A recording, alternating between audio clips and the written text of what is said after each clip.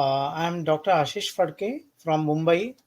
Uh, Today we are actually going to have very interesting discussion. Point which is the theme on which I have been invited and about to speak is on Satvavaje Chikitsa, Daiva Vyapashra Chikitsa, and whether they are required or alone Yukti Vyapashra Chikitsa is enough, and then the relevance of them in mental health, and then some part on Ayurvedic way of immunization. So that is what is the entire canvas of what I'm about to speak today. uh, I would like to give this presentation along with the slides so that it will be really useful to read some of the references directly from the text as well as from different papers, research papers, and other sources. Our topic today is Sattvaje Chikitsa, the Vyapashya Chikitsa, and its relevance in mental health. And the another subtopic or the other topic to be discussed is with reference to immunization, concept of immunity and immunization in Ayurveda. But I'll be giving more thirst and I'll be speaking a little more on these two and even on mental health to some extent. Before starting, let me introduce myself in a brief. I have done my BMS and MD from Mumbai University. I was a rank holder throughout. Then I pursued my MIM gold and I received gold medal in that from Pune. Then I also did MS in psychotherapy, MA in philosophy, majors in yoga, then advanced diploma in yoga, then diploma in yogic education. And in the meanwhile, I started doing my PhD program around way back in 2015, and I completed that. That was in yoga again, and the topic was, critical examination of concepts and practices of yoga with special reference to test anxiety of students, because I've read somewhere that every day in Maharashtra, 8 to 9 students they commit suicide, and then it was a triggering point to think very seriously whether can we contribute to this from Ayurvedic or from yogic point of view, particularly from yogic point of view. I started working and I completed this particular project last to last year itself. So I did PhD in yoga. Then I have also done my qualifications in ophthalmic sciences. Then I have done DBM, DMM, then Sanskrit, diploma in Sanskrit, diploma in German, music, and several other things. And also I covered certain specific certifications, particularly important to mental health. For example, I have done clinical hypnotherapy program. I have done biofield viewer program. I have done certified stress management personnel program. Also, I've done REBT, CBT, life coach program, and things like that. Why I have gone for all these things? That must be the question in most of your mind. And I think the only answer which we can give it to this is what our Sushrutacharya has mentioned way back, that ekam shastram adhyano na vidyat shastranishcham. Tasmat bahushrutam shastram vijaniyahat satu chikitsaka. So if you want to address or if you want to analyze any particular problem, then you should not alone be in particular discipline, but you should be well versed at least. I'm not saying that you become master, but you should be at least sensitized to various disciplines so that your view gets widened, your view gets open, and then you can look at that particular problem in a much better way. There is another, nyay which I recollect at this juncture of time, and that is Karatala Amalaka Nyay, we call in Vedanta. So if you keep a Amalaki fruit, and if you try to look that fruit from this side, so I'll be able to see only this part of that fruit. I will not be able to understand what is the other side of that fruit. Like for example, now we are trying to explore moon, and our Chandrayaan is about to go to the other side and about to find out what are the things over there which we can't see. But if you take a bird's view and if you can see 360-degree angle, if you know different disciplines and if you try to understand similar one problem with different approaches, then I think we can in a better position to understand the depth of that problem, and we can help our patient in a much, much better way.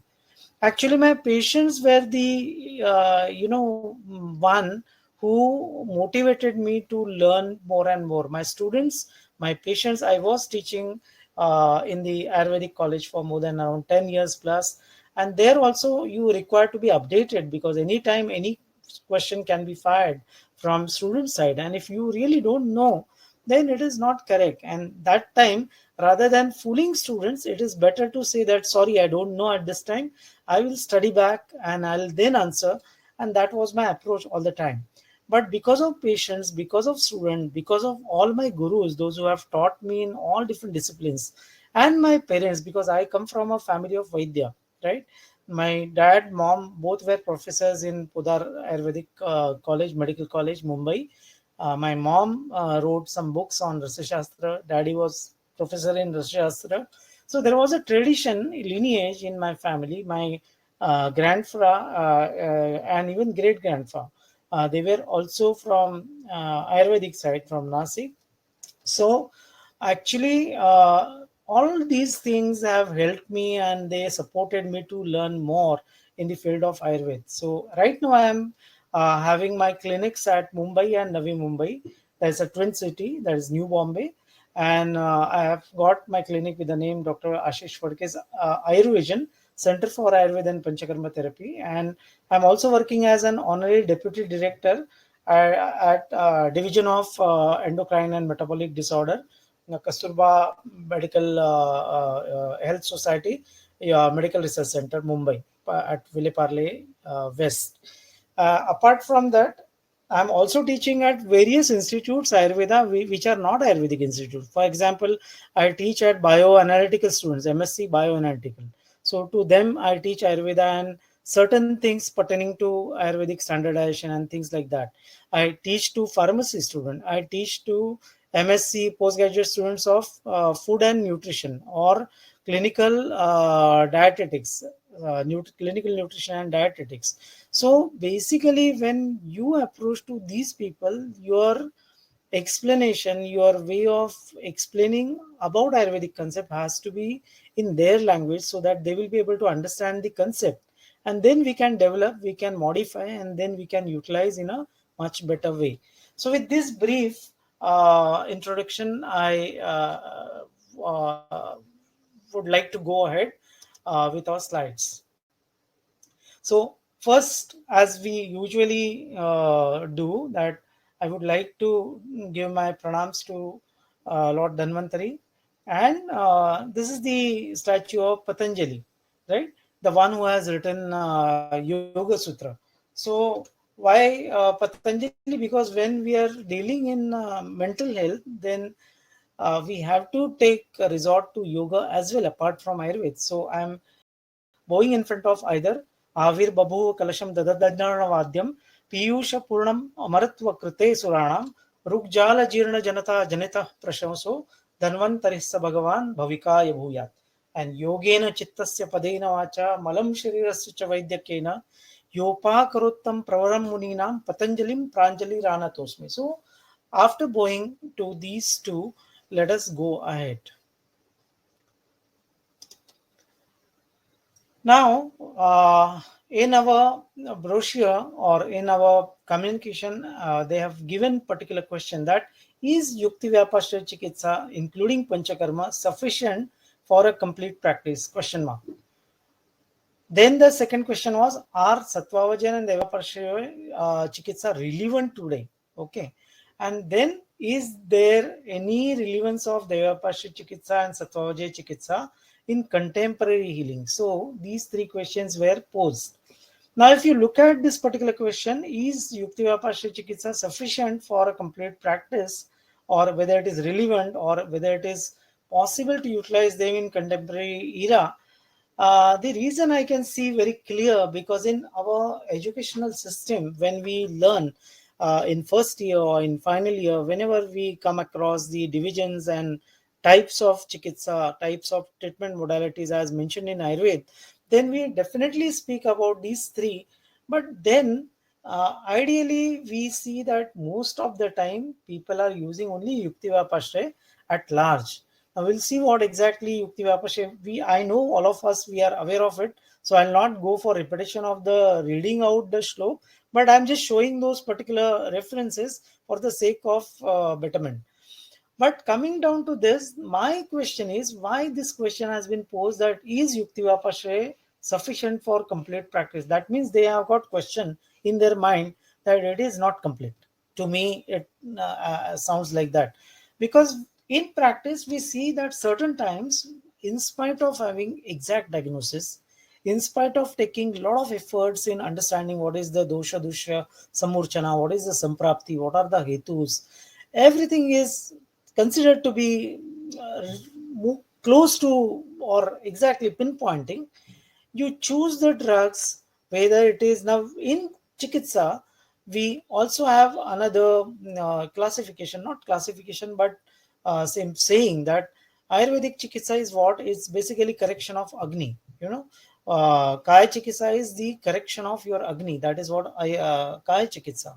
And within that, you have got first, component is ahar, then vihar, and then aushadhi. So usually it needs to be corrected at the level of your ahar, your dietetics, then your daily routines, dinacharya, rutacharya, all that, or swasthavritta, lifestyle management basically. And then sometimes in bracket, some people they add along with vihar, vichar also. So what kind of thinking process, what kind of thoughts you have all the time, and are you working on that? And then it comes to aushadhi. And on aushadhi, when we speak, again then there are classification which we'll see later on while discussing about yukti vyapashay. But these are the things. But in the practice, in our clinics or in our institutes, when we are teaching to students, or when we are actually seeing patients in our own private clinics or in the hospitals, usually, by and large, it has been found that people are using Yukti Vyapashray only maximum.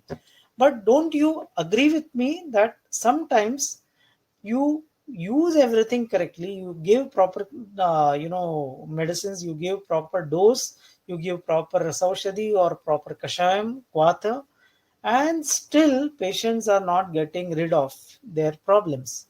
You may use panchakarma as a shodhana, you may use external or internal applications, and still no results. And then you start scratching your head, ki, what is happening, what is the problem? And then sometimes you get to know, or you get that vision, oh yes, probably this particular person is having psychosomatic origin, not just somatic. So you start working on psyche part of that patient. And then you see, after having certain techniques which we'll anyway see in sattva vajay later on, and you start observing the changes in the symptoms which you were not otherwise observing even after giving n number of drugs. So that particular point, you realize that yes, there is a need and there is a utility of sattva vajay even in today's context. Okay, sometimes even after using sattva vajay and yukti vapasya together, still you are not able to decode the problems. And in such time, in my home, in my practice, usually used to sit with my mother, and she is, as already I have mentioned, she is also Ayurvedic physician, and she is also very good astrologer, medical astrologer, and she has started learning astrology from her age of 18, and now she's 80. Okay, so many years time she's putting into learning and utilizing, applying astrology also.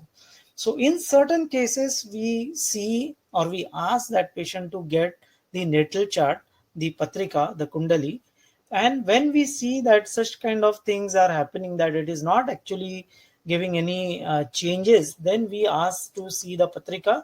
And from patrika, from the positions of particular planets or constellation nakshatra, you get some clues. For example, we also aware that there is a nakshatra vriksha, aradhya vriksha, and those aradhya vrikshas are most of the time they are from our Ayurvedic compendia, right? So Ayurvedic nigantus, so they are, we are aware of those. Now, what has been seen, what I have learned from other seniors and other stalwarts in this particular field, including my mother, that if you include some of the pudi, some of the packet having one of the component of this nakshatra vriksha of that particular patient, makes the difference. Or there are certain prashchittas, there are certain kriyas to be done. For example, you take a round, say 100 times round. In the text, it might have said that 10,000 pradakshina, but it is not practical. So practically, we say that okay, whatever you can make a niyam. Once you make a niyam that I should make 25 rounds, so stick to it and please do it regularly. So by doing that to say Shami Vriksha or so Pipal Vriksha or whatever it is, or Tulsi, then we have seen that there is changes, and those things you cannot actually logically or rationally show why it might have happened. Sometimes still we can work on it, we can decode it, and we can speak about the rationality of how it might have happened, but most of the time it is due to the prabhav, right? So that is what we come to area where even Devapashray can also be utilized in our day-to-day practice. Now, there are certain plus and minus part about this, which we'll discuss after discussing Devapashray or even after discussing Sattva Vajay. But this is what I think the answer which I have to give with to these three basic questions, that is it relevant? Yes, it is relevant. Is it relevant in contemporary link? Yes, it can be done. But then it can be also clubbed with whatever new techniques, whatever new knowledge system, what we are having to our benefit. We should make an effort to come out of the shoes of only Ayurvedic framework and try to learn that, and then you amalgamate those principally, not just integrated. There are two things: one is integrated and one is integrative. So integrated means you have got allopathic diagnosis and you use only Ayurvedic drugs. So that is integrated approach. You use some tests and you confirm the, oh, this is this particular diagnosis, and then you use our medicines which are being prescribed in that particular chapter. So that is integrated. But when integrative term comes, then you should understand the conceptual level, you should understand the depth of that from the both, and you try to amalgamate rather than having any bias or any quarrels between two system. We should find out how best way we should able to utilize these two or three or many systems for the benefit of our patient and for the benefit of our Ayurveda as well. So that should be the approach I particularly feel. Now, uh, going ahead, then what is the importance of building manas swasthya in health? That is another question. Now, I think that question is slightly irrelevant because when we speak about swasthya or swastha concept in Ayurveda or even in yoga for that matter, so in Ayurveda, the very famous definition given by Sushrutacha, Samadosha, Samagnisha, Samadhatu, Malakriya, Prasanna, Atma, Indriya, Manah. So first line, that is Samadosha, Samagnisha, first line, that is for physical plane, and the second line obviously speaks about mental plane and spiritual plane. So not alone manaswastya or manaswastya, it is also adhyatmic swastya also, spiritual health as well, well-being also, right? So does Ayurveda have an equal effective immunization as Western vaccination? Again, I think this comparison I don't think one should do, but certainly Ayurveda do have a great mention about what is immunity, to which we all know with the term Vyadhik Shamatva, and there are various ways and means with which it has been mentioned, and it is more holistic rather than reductionistic approach as specified by modern or Western medicine or biomedicine. So I try to identify a particular microbe, and then they work on that, and then they create vaccine, and then you inoculate that vaccine, and you create that active immunity, and then that's how it goes on. But here we are trying to boost up the host, and then it should happen that even though at this given moment all of us, if we have been taken samples from our blood, then we will see some presence of M. leprae or M. tuberculosis and whatnot, and still we don't have any diseases. Why it is not happening? Because our immune system is at par and it is fighting with those external microorganisms which are pathogenic, and it is not allowing them to crop up, right? So that can exactly possible if we have got a holistic approach. As we have been saying in Ayurveda, we have got something like swasthavrutta, rutucharya, dinacharya, and it should not remain to just textbook, but it should be able to get application in day-to-day life in ourselves first, as well as we should able to teach to our students and then finally to our patients. So once they start following that, then slowly and steadily they see how it is important, how it is able to prevent not just one or two infectious diseases, but also it works better on NCDs, non-communicable disease, which is again a big task for worldwide. So I think Ayurveda can address to that as well. Now I am picking up some questions from the other themes, other groups, though it is not mentioned in our theme, but I was really happy to see this question. Is evidence-based research in Ayurveda a global necessity? Yes, very much. Why global? We should start from local. We should able to establish some evidence base, and we should able to create some protocols, and then slowly we can utilize those protocols nationwide. And then once we have got a data, a large data, right, whereby thousands and thousands of people are using particular method in Sattva or say some of the simpler methods in Dayapashray, Yukti Vaprashray, so anyway it is happening day in, day out. So if we can collect this data on a primary level, and then we can write good papers. What I mean good papers, you all are aware what I mean good papers, following the criteria of the scientific fraternity all over. And then when it is getting published, not only in our journal but also journals from outside, and they should get compelled to publish our papers, because by that time there is a lot of discussion on this particular topic, whatever is happening in India. And now some of the our colleagues must be saying, though, oh, Dr. Phadke, it is not easy, it's very difficult to get published in their journal, because they don't accept the moment you put Ayurveda term, then they reject. But I know I have had experience with one of some of my MPharm and PhD students when we were working together with their guide, and we have sent paper to very good journals like phytotherapy and Journal of Ethnopharmacology and things like that. And I insisted that you kindly mention the shloka in Sanskrit, then we will have transliteration and we have translation, and then we will give interpretation. So the guide of that student said, no, no, no, this is not possible, because this is a journal from modern pharmacology, ethnopharmacology. So no, no, this will not be possible. I said, okay, fine, you go ahead. And then when they sent their manuscript, then it was having some queries, and they said it doesn't have any proper, like history and how we can trace it out and things like that.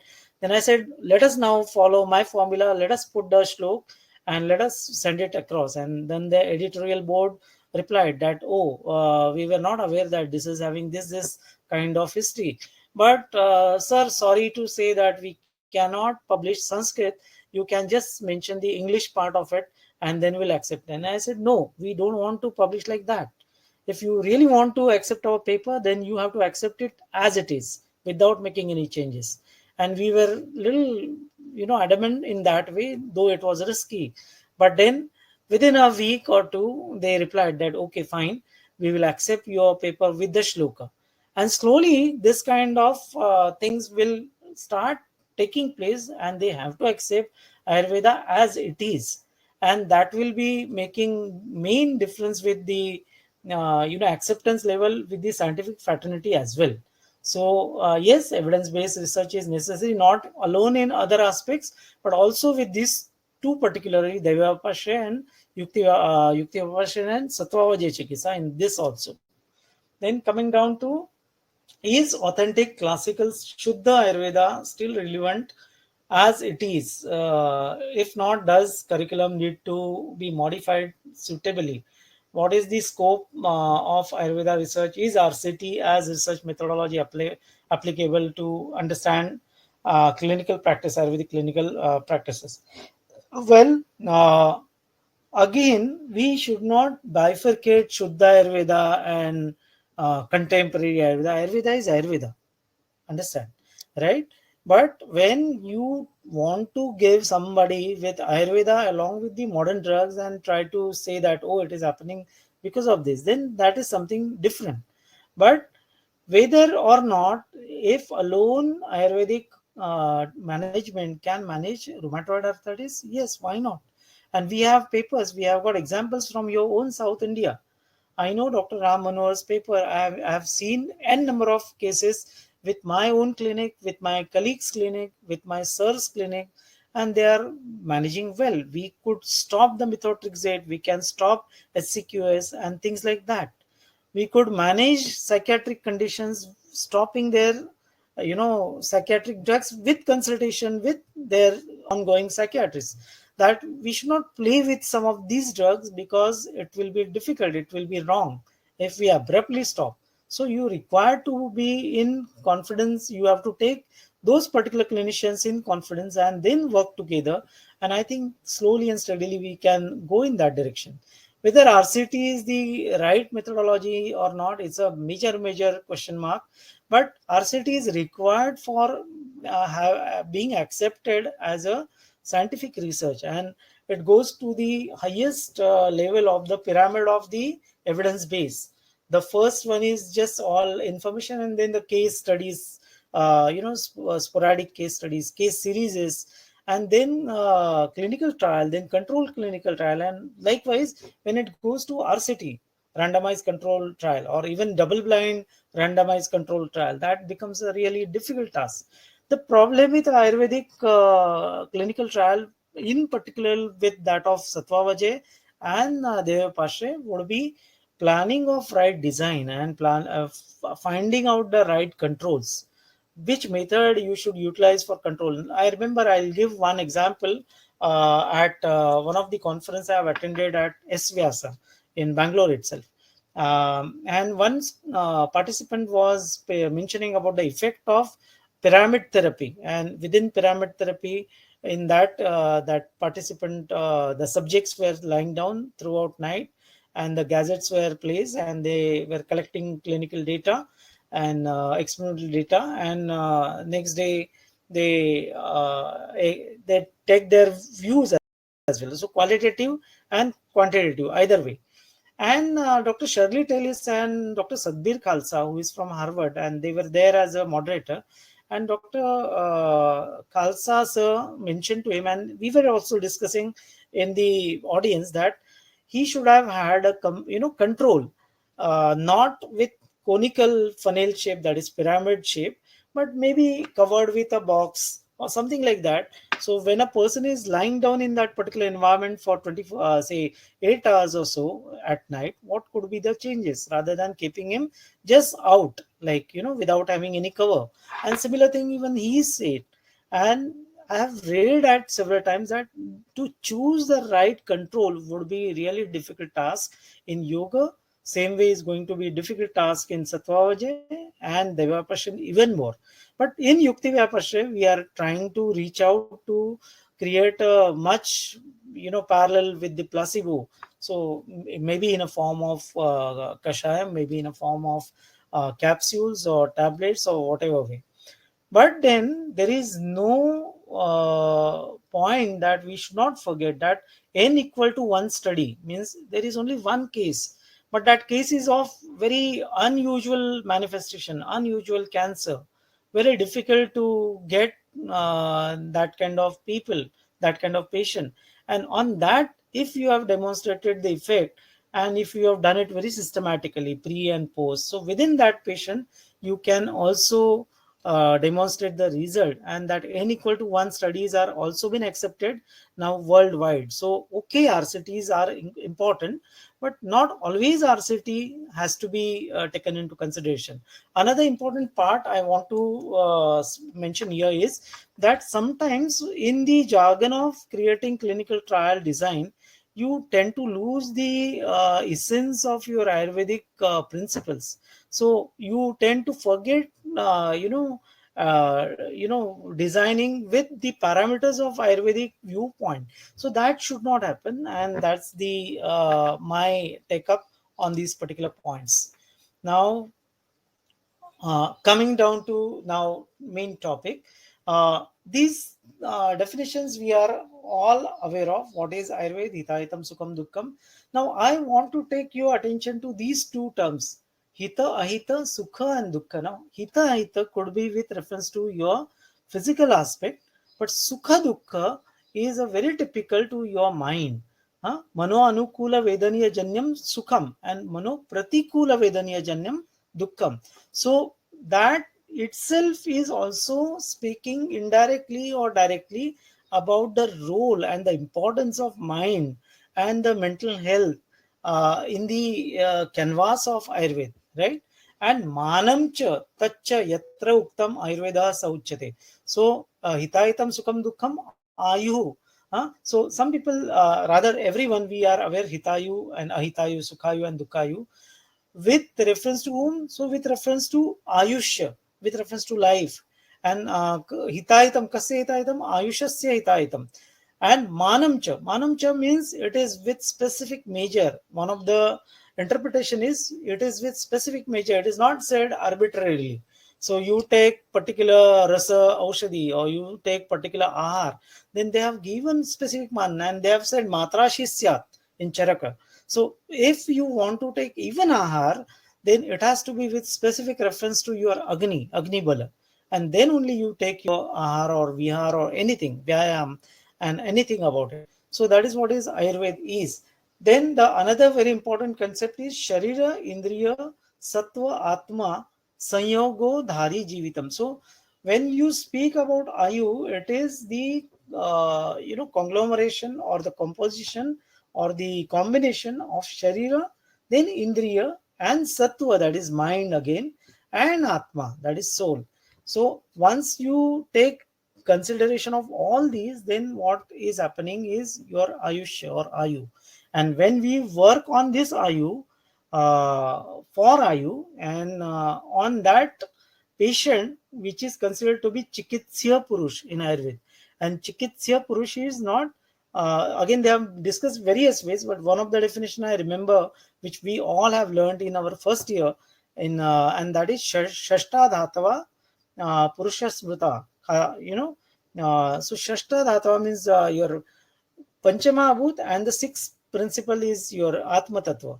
And with that Chetana Tattva, whomever is there, that is Chikitsya Purush, on that to whom we are treating with.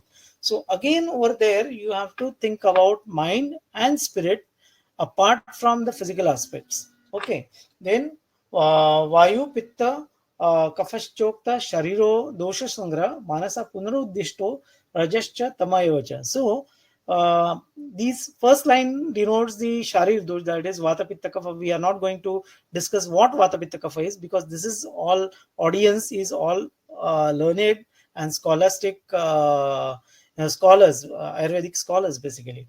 And the Manas dosha, so Mana has got equivalent term Sattva. Okay, in Ayurveda, Sattva is equated with Manas. But that Manas has got doshas. And what are those two doshas? Raja and Tamas. So whenever Rajas and Tamas goes up, then the problem starts, and you have to work on them to make it into equilibrium, like how we try to do the homeostasis of Samadosha, Samagnisha, Samadhatu, Malakriya, Prasanna, Atma, Indriya, Mana. So even Mana is very specific, and we require to pay attention towards it before we actually go ahead. And this is what is the pictorial depiction. I'll not get into this. First, upper one is physical, then down one is mental and spiritual and social and all that. and it is exactly the same what has been specified by WHO definition. And nowadays even WHO definition also speaks about spiritual part, though it is not reflected in website, but it has been mentioned that it has been amended by Dr. Bhattacharya from West Bengal. Anyway, coming down to another important aspect of Jnanopalabdhi, which we have studied in Padarthavijnanam, whatever we have studied in first year and also in final year. So, how it is happening? So, Atma Manasa Sanyuta Mano Indriyani Tad Vishyam Tad Artham Tad Jnanam. So, basically, there is a linkage between Atma, Man, Indriya Artha, that is Vishaya, and then when it goes back to same way, and then you get what is Jnanopalabdhi or Jnanam, Tad Jnanam, and that is what is also mentioned by Chakrapani Datta in his commentary. Okay, now anything is not playing well in this linkage, whether Manasa is not at right way, then everything is fine. The Indriyas are normal, the Vishayas are there out in the outer world, but you will not be able to perceive them as it is. And then there is a problem of manas vyadhi, or there is a problem with your manas swasthya. Okay, then there is another very important thing which we require to know, that what are the functions manas plays or mind plays. So indriya vigraha karma manasa swasya nigraha uho vicharascha tata param buddhi pravartate. So this is again going to be important with our next discussion of sattva. So we are going to discuss this. So indriya vigraha is which denotes control over one's jnanendriyas or sensory organs, that is all eyes and nose, and we all know that, and also karmendriyas. So it is ubhayatmak indriya. Manas is considered to be ubhayatmak indriya according to Samkhya, according to yoga, and also in Ayurveda we have accepted as it is that manas is a ubhayatmak indriya. Then swasya nigra, having control or activity of mind itself, or begins self-restraint, means swasya nigra. Now, this is something is also been discussed in a great details by Patanjali Muni, and yoga has chitta vrittir nirodha. That is what the definition says over there. Uya, but then the meaning over there is much different. We'll not get into that, but it is parallel. At least we can understand on that grounds. Then uya is the ability to analyze or being able to speculate, either way. Okay, and vicharascha, thinking, decision making, or having controlled thought process, that is what is vichara. And buddhi is again very specifically mentioned by Ayurveda and by other darshanas as well. And one of the definition of buddhi says satu nishchayatmika buddhi, that the one which decides whether to do this or do that, or whether to do or not to do. So the satu nishchayatmika buddhi. So that is what is buddhi is. So these things were discussed in Ayurveda from the beginning. The various clinical examinations, when we try to see in clinical practice, that is Trivida Pariksha, then Ashtavida Pariksha, then Dashavida Pariksha, and Nidana Panchaka, and also and so. So that is all also important in mental health. But apart from these, of course, Trivida Pariksha, in particularly Prashna Pariksha, is very particular and very trivial. Even Darshan Pariksha, the moment the patient sits, the moment he is giving or not giving eye to eye contact, the moment his posture, how he is sitting, whether he is confidently sitting or drooping down and looking down, or kind of way, how he is speaking, all that is also relevant. But apart from that, what is very specifically spoken for Manas Pariksha in Charaka description, it is like this: Vijnana by Vyavasaya. Vyavasaya means here not profession, because many times we try to commit mistake in translating the Sanskrit term in contemporary way. So it should not be done that way. We need to understand what is the reference point, and accordingly. Here it is, Vyavasaya means purposeful nature of that action. Vijnana means understanding. Vijnana is understanding about oneself. Okay, Dhairya is a courage. Then Avishada is a fortitude. Then the Rajas, that is passion, having affinity. Then Sangha, that is strength of attachment, that is Sangha. Then Preeti, that is pleasure. Okay. Tosha, that is sense of satisfaction. Then Shoka, that is grief. Okay. Then Dainya, that is helplessness or kind of frustration. Bhaya, that is fear. And Vishada, that is anguish. And likewise, we can go ahead with some of the terms. This particular part I liked very much. I have taken it from Professor Dr. R.H. Singh sir from BHU, and he has given some deliberations at one of the meetings, particularly on mental disorders in Ayurveda. So the way he has tried to explain, if we can explain this to our students and we apply it in OPD basis, and which I do after getting into this particular area a little more keenly, I'm using this kind of information, and I wish that all of our other colleagues will also be also using it. But it will be really great.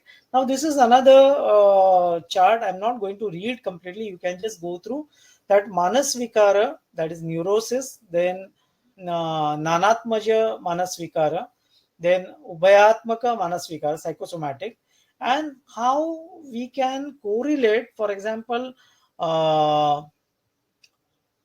jealousy and fear and anxiety and so many things which we otherwise read in our psychiatry texts, and all those have been very classically mentioned with the reference Charak Sutra 20 by Dr. Raju and team, and it has been also published. I have given the reference also, so those who are really keen in reading the entire paper can go ahead and just do the needful.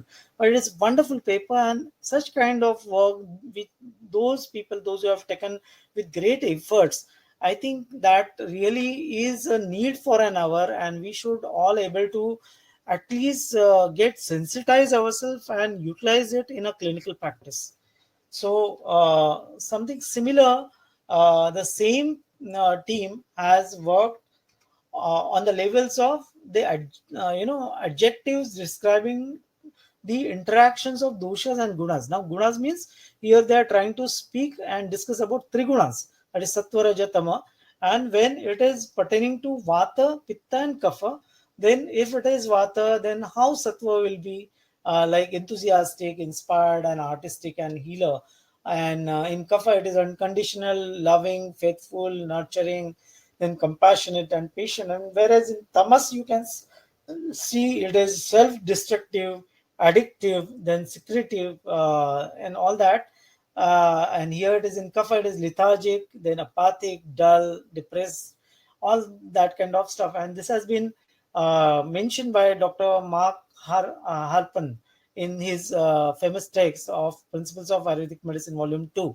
So, not that we should able to read only and only from our classical text, but also we should able to adopt and accept the interpretation which has been given by modern rishis. I call all these people as modern rishis because they have given thought and they have tried to synthesize. They have read one particular thesis, they have read antithesis from some other disciplines, and they are trying to couple them and try to give us something more constructive, something more different. Yes, sometimes we do agree with whatever they have mentioned. Sometimes we do have disagreement, but it's okay. But it is better to go through and read and develop our own, interest and our own information on this. Okay, now coming down to uh, major one of the part which we have started with, that what is Yukti Vyapashraya, and we all are aware that these are three types of chikitsa: Yukti Vyapashraya, Deva Vyapashraya, and Sattva Vajaya. So in the text, if you see Charak Samhita, we will amazed to see that the sequence he has mentioned, Charakacharya has mentioned, is not Yukti Vyapashraya first, though we are using it maximum. In Samhita, it has been mentioned Devapashraya first, then Yukti Vapashraya, and then Sattva Vajaya. Okay, and then they have specified what is Devapashraya, what is Yukti Vapashraya, and so and so. Okay, so here Yukti Vapashrayam Puna Ahara Aushadha Dravyanam Yojana. So Ahara Aushadha Dravyanam Yojana, it is Yukti Vapashraya. In particularly Chakrapani, it has been mentioned that it is Bahir Parimarjan and Antar Parimarjan, and usually it is used for Sharira Dosh. Which one? Yukti Vapashan. Praya, it has been mentioned. And why Praya? Because sometimes in other conditions, like in mental conditions, in mental diseases, Manasa Dosh or Manasa Vyadhi, like Unmad Apasmar, you see that there is a saying of using of Anjana Prayog in Unmad and Apasmar. So Anjana Prayog means it is making use of herbs or making use of certain Ayurvedic drugs. So though it is externally, but it is again a Yukti component per se. But they are using and clubbing it with Manas Vyadhi. Apart from that, they are using Sattva as well over there. Okay. Or they give certain things like external things like Abhyanga, then Sveda, Pradaya, Parisheka, Unmardana, all those they use, or they use certain Shalya Tantra connected procedures, Shastra Pranidhanam, Punaschedana, Vedana, all that they are been classified or subclassified under the umbrella heading of Yukti Vyapashraya. Okay, so the question is whether alone Yukti Vyapashraya will help. Sometimes no, as already I have mentioned, you have to use Yukti Vyapashraya along with Sattva Vajay or along with Deva Vyapashraya. Many of times Deva Vyapashraya is out of context, but Sattva Vajay definitely we use most of the time, knowingly or unknowingly. We will see the examples and you say, oh, even I used to do this, and I was not aware that I was using Sattva Vajay. So it's like that. Okay, so in other way, Yukti can also be used in Devyaparshya Chikitsa. I'll show you some of the references from Atharva Ved. I should thank Dr. Mala ma'am for inviting me so that I got, inspired to read more. I was doing this way back when I was in undergraduation, and there was one Vaidya Kadiwale sir from Pune.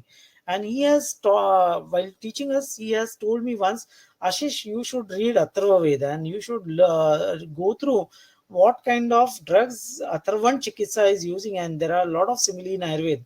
And those time, way back undergraduation, second year or third year initial phase, I have purchased Atharva Veda Marathi translation. I opened up that book after so many years now, and I was really happy to see a lot of references which are using Yukti Vapashe drugs, and they are been asking to make use of them in a form of pralepa or in a form of pana or manda or things like that. And along with that, they are chanting suktas or Roga Nivaran Sukta and so many suktas, right? So Yukti Vapash and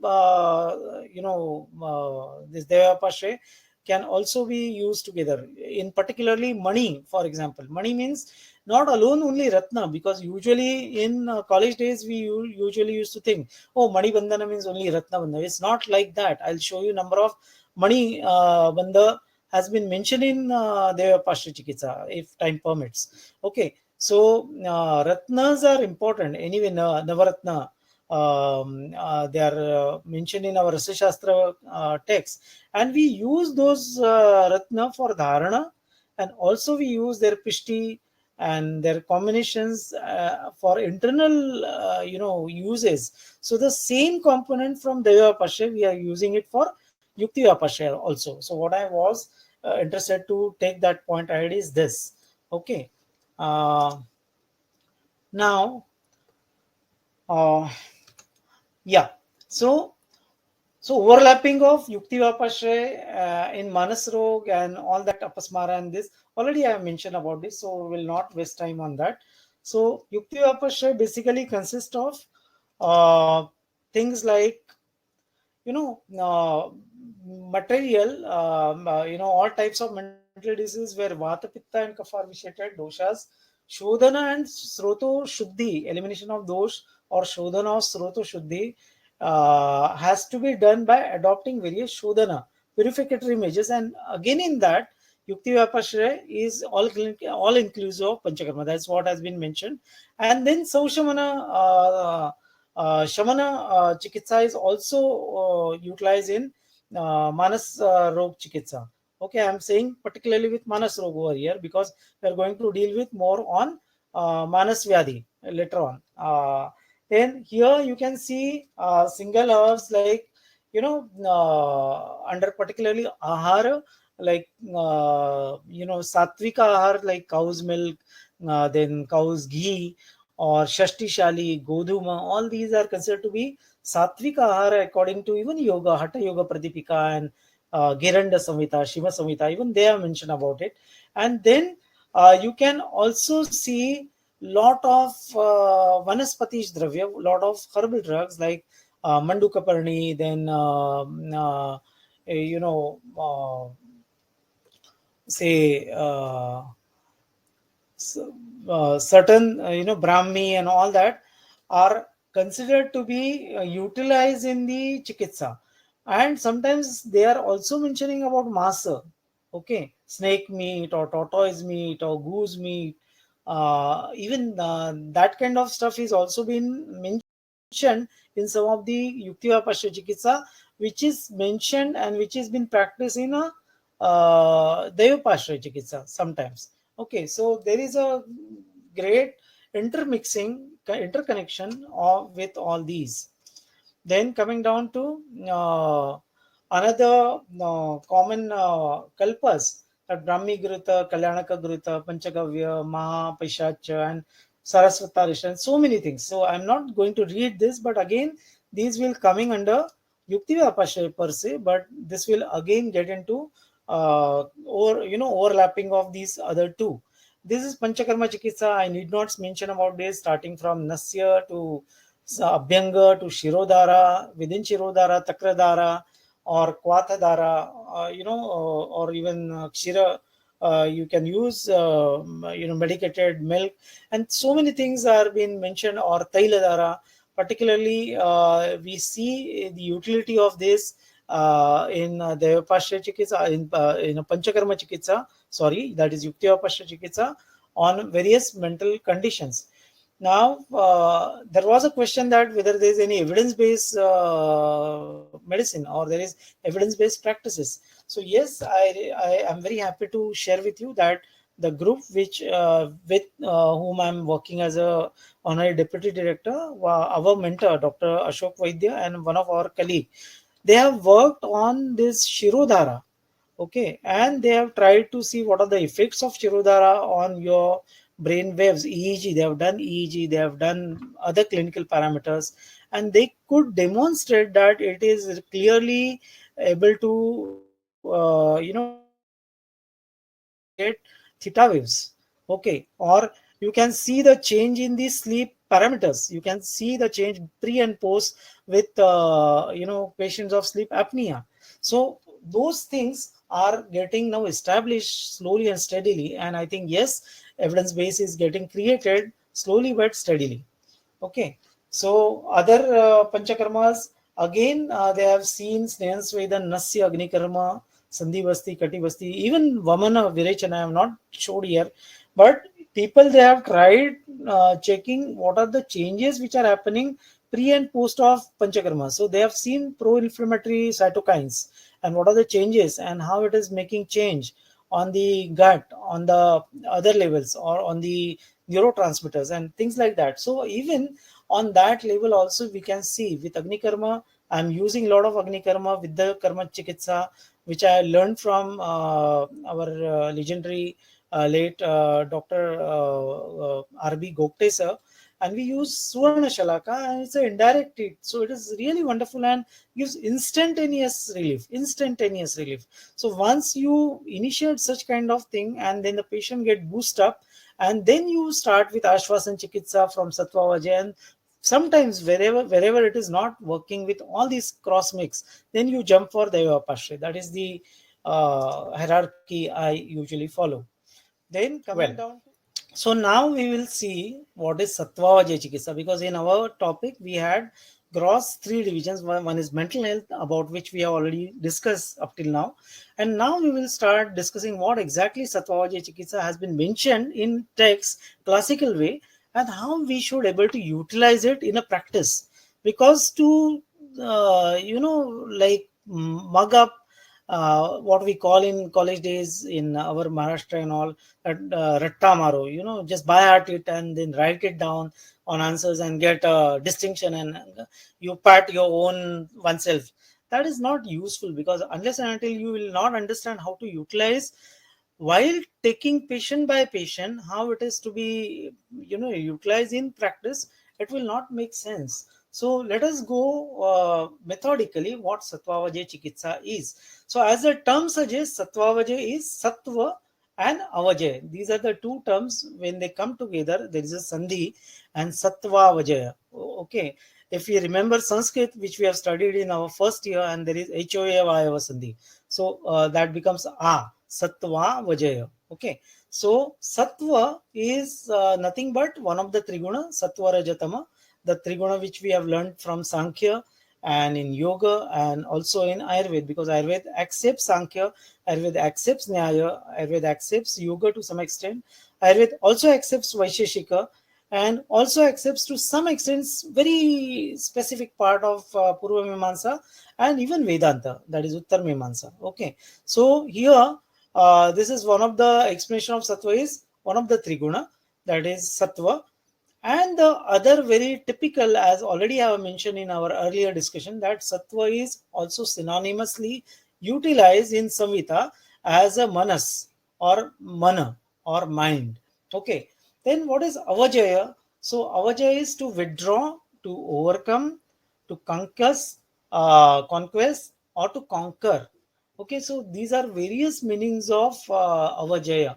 So Sattvavajaya means to withdraw the mind from the unwholesome object, or to overcome difficulties of mind, in simpler word. Okay, it also implies achievement or balance, or achievement of balance between this Sattva, Raja and Tama. So you try to attain homeostasis in a way that are controlling the factors of mind. Okay, then it also works with an objective to increase the Sattva guna by diminishing the other two doshas, or of that of mana, that is Rajas and Tamas. Okay, so Sattva Vajaya can be utilized for taking care of Manas Vyadhi in nutshell, and certain situation. It may not be frank Manas Vyadhi, but it could be certain conditions which can be also be manageable with the use of principles of Sattva.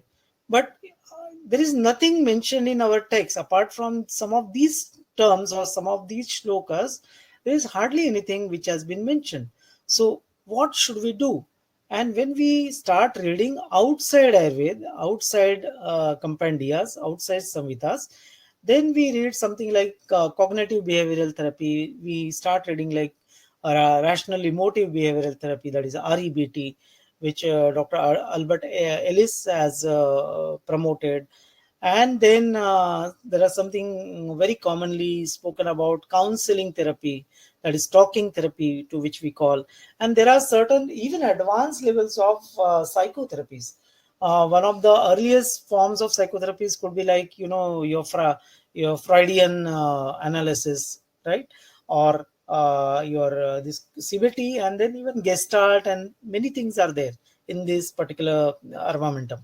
So we have to be open and we have to read this, and then, if possible, we can correlate that how we can make best use of this.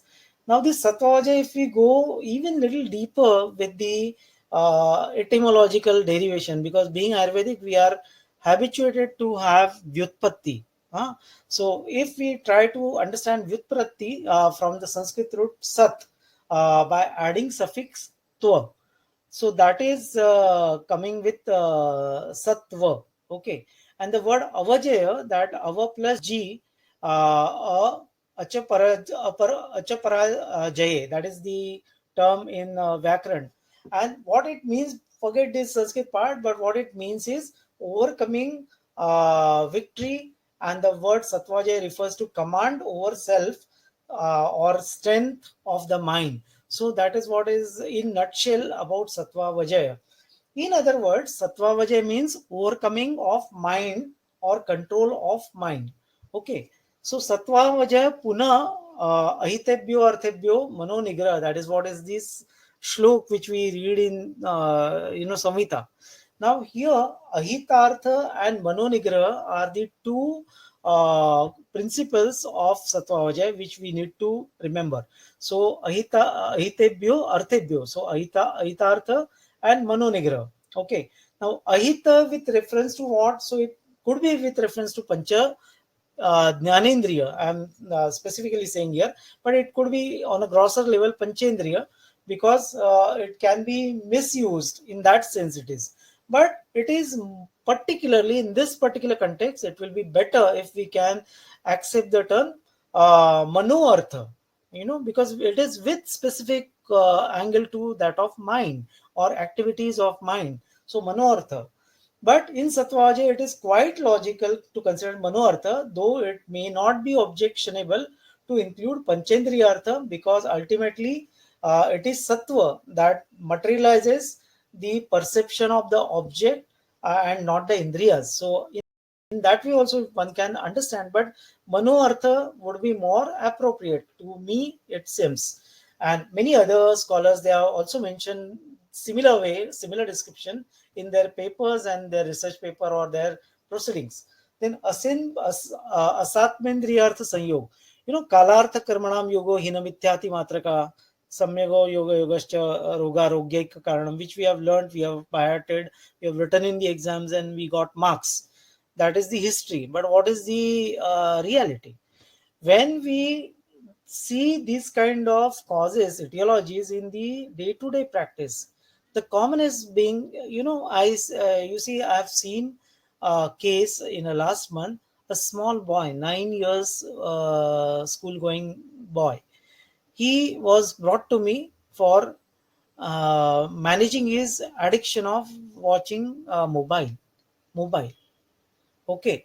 And if someone from the family member, maybe mother, maybe elder sister, or grandma, would like to say him that please don't watch now mobile, sit and do studies, or you can sit and have food, then he will become angry. He goes on, hitting them to that extent. Sometimes he bites. So he was like absolutely extreme. And then they had been to counselors, they had been to so many other people, and then someone suggested, why don't you go to Ayurveda and you go to this fellow, probably you may able to get help. And they actually came for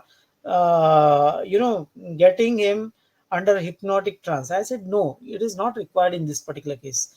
Hypnosis I use in a very specific way in a very particular conditions.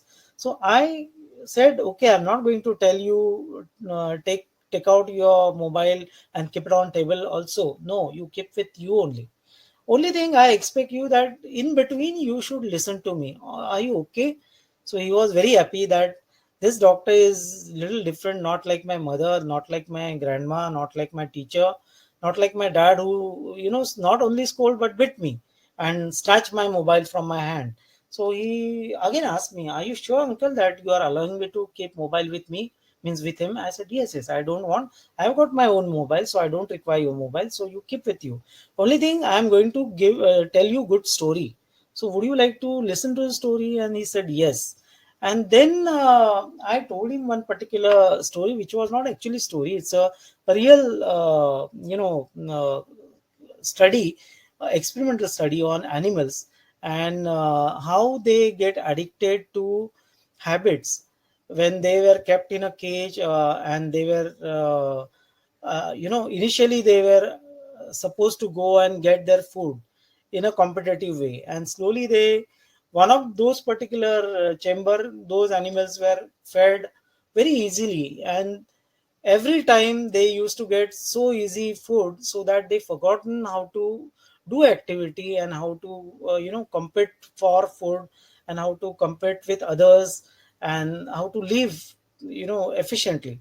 And then when they were kept in that another mice, and they were getting starved, and then ultimately they died. And then I told this fellow, and he was listening very carefully, and then I said, you understood what is happening in them? So he said, no, sir, I'm not able to get what you are saying. Those mice were not getting food, so they died. So I said, exactly. The food over here is your mobile. So the moment the food was given every day, every moment, without any efforts, then they forgotten to do other activities. Do you go for playing? Do you do your studies well? Do you listen to music? Do you listen to news, everyday news? And you are just engrossed in your mobile, and then you are not having any communication with your dad, with your mom, with your grandfather, grandma, or your sister. And then this is not good. And then he was very much very serious. And after 5 days or so, I just gave very few drugs, and I knew at my heart that they are not going to make major things, though they are media drugs. But what is going to make major thing is the Vijnana part, which I have told him. He started thinking over it. Chintyam Vicharam Uryam Chai, what we have seen, Manas. And then his mother told me, Dr. Saab, what you have done, he has not taken. I said, I am not saying stop. I am saying only thing that you are getting addicted to, at least accept that and try to come out of it. No doctor on this particular world is going to help you by giving pills. You are your own doctor and you have to help yourself. So dear, this is the time. Otherwise you will be like that mice. Then he said, no, no, no, uncle, I don't want to die. So I said, great. So, so you have to get the modules from the other disciplines or other, models and utilize. So anyway, coming back. So Sattva here, Panchendriyartha or Manoartha, and here it is Asatmendriyartha, we were there. So Ati Yog is bad, Hina Yog is also bad, and Mithya Yog is also bad. So if you don't do any physical exercise, then again it is a Hina Yog. Or if you do wrong way of doing jumping or things like that, acrobatics, without proper training, then again it is a Mithya Yoga and can create problem. And then comes the important part, that is Pradnya Parad. So Didhriti Smriti Vibrashtam Karyayat Kurute Ashubham. This, I'm sorry, there is a mistake on the slide. Pradnya Pradam Tam Vidyat. Again, it has been taken over. So any disease per se, Pradnya Prad is one of the basic etiological factor which they have discussed. So we have to look at what Pradnya says, what our Satu Nishchayatmika Buddhi, and not just that Buddhi, Pradnya is beyond that. In yoga, it has been specified about Pradnya in a very great depth. Okay, it's an intuitional kind of, and it is Ritambara, Satu Ritambara Pradnya, that is what is Patanjali Muni is speaking. So Ritambara, Ruta means Satya, and the real truth, the undistorted truth is Pradnya.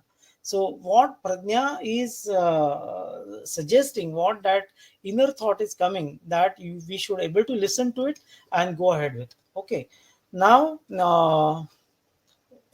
one second. So when we try to analyze this particular shlok, which is of one liner only, but you can see ahitebhyo means harmful or unhealthy. So ahitebhyo, hita, ahita. You remember the very beginning of the slides. I've spoken about hita, hitam, sukham, dukkham. So ahitebhyo. Arthebhyo. Arthebhyo means objects of sensory organs or that of mind, either. Manonigraha refers to controlling the mind. And then the term comes Puna, that is to do it again. So this particular word is really very, very extremely critical. So they could have said, na Satvavajaya, Ahitebhyo, Arthebhyo, Manonigraha. But they have not said that. They have said Satvavajaya, Punaha, Ahitebhyo, Arthebhyo, Manonigraha. So what does that particular Puna means? So the word Puna is giving a direction of U-turn to go back to the original state of Sattva, because you have, due to some distraction, due to some wrong deeds, wrong, attractions, you are doing, getting deviated from Sattva to Raja or Sattva to Tama or Raja and Tama together. So you have to understand that, work on it, and come back to your original. Tada Swarupe Avasthanam. That is the sutra comes from Yoga Sutra, Patanjali Yoga Sutra. So here also, Samadosha, Samagdisha, Samadhatu Malakriya, So, and the next swastha iti abhidhyate, swa and stha. So your original sthiti, swastha. So when you try to take U-turn and try to return back from disease condition, may it be sharira, may it be manasa, or may it be sharira manasa. So you have to come back and achieve that particular condition, and that is what is this implication. So it is not learning, not about learning new skills or competency or attitude or behavior alone, but it is reconnecting with what is our original state of manas, and that is what is sattva, and that is very important aspect of this. The manas, which has the tendency to go outward and also has the willpower or bala to make the manas to go inward and restrain itself, and that is what is precisely been discussed in Ashtanga Yoga, or what we call Raja Yoga, that you should have your inner journey and your mind should be in a position to control and chitta vrittis to be controlled, and then you can achieve that particular state whereby you understand yourself, you realize who you are with the help of abhyas and vairagyam, right? So that is what is also mentioned in yoga, and the same thing has been mentioned in sattvavajaya. So sattvavajaya is the support that a therapist gives to the person or to the patient to inculcate this bala and win over the outward going. So that is very, very important. Here I also remember the meaning of yoga. Usually people, they say, na, what is yoga? So immediately people, now day before I was there for, like as an examiner for their dissertation viva for master's level in yoga. So most of the time people, they say, what is yoga? So yoga is derived from yuja, and what is yuja? Yuja is a union of atma and paramatma. So I say yuja is got three connotations, three meanings. One is yuja, what you say, right? But another very important meaning is yuja sanyamane, and the third meaning of yuja is yuja samadhau. And yoga sankhya perspective, sankhya yoga couplet, yuja means not to join, because in sankhya or yoga we never use term atma and paramatma to the extent. Ideally it should not be used, because in yoga it is purusha and prakriti. It's a dualistic philosophy, and purusha is a consciousness, pure consciousness. So there is nothing like union of atma and paramatma. Rather, there is a breaking of purusha from the prakriti. You realize that this prakriti, which I feel that it is me, I am not this, but I am the purusha, I am the pure consciousness. That is what is yoga is.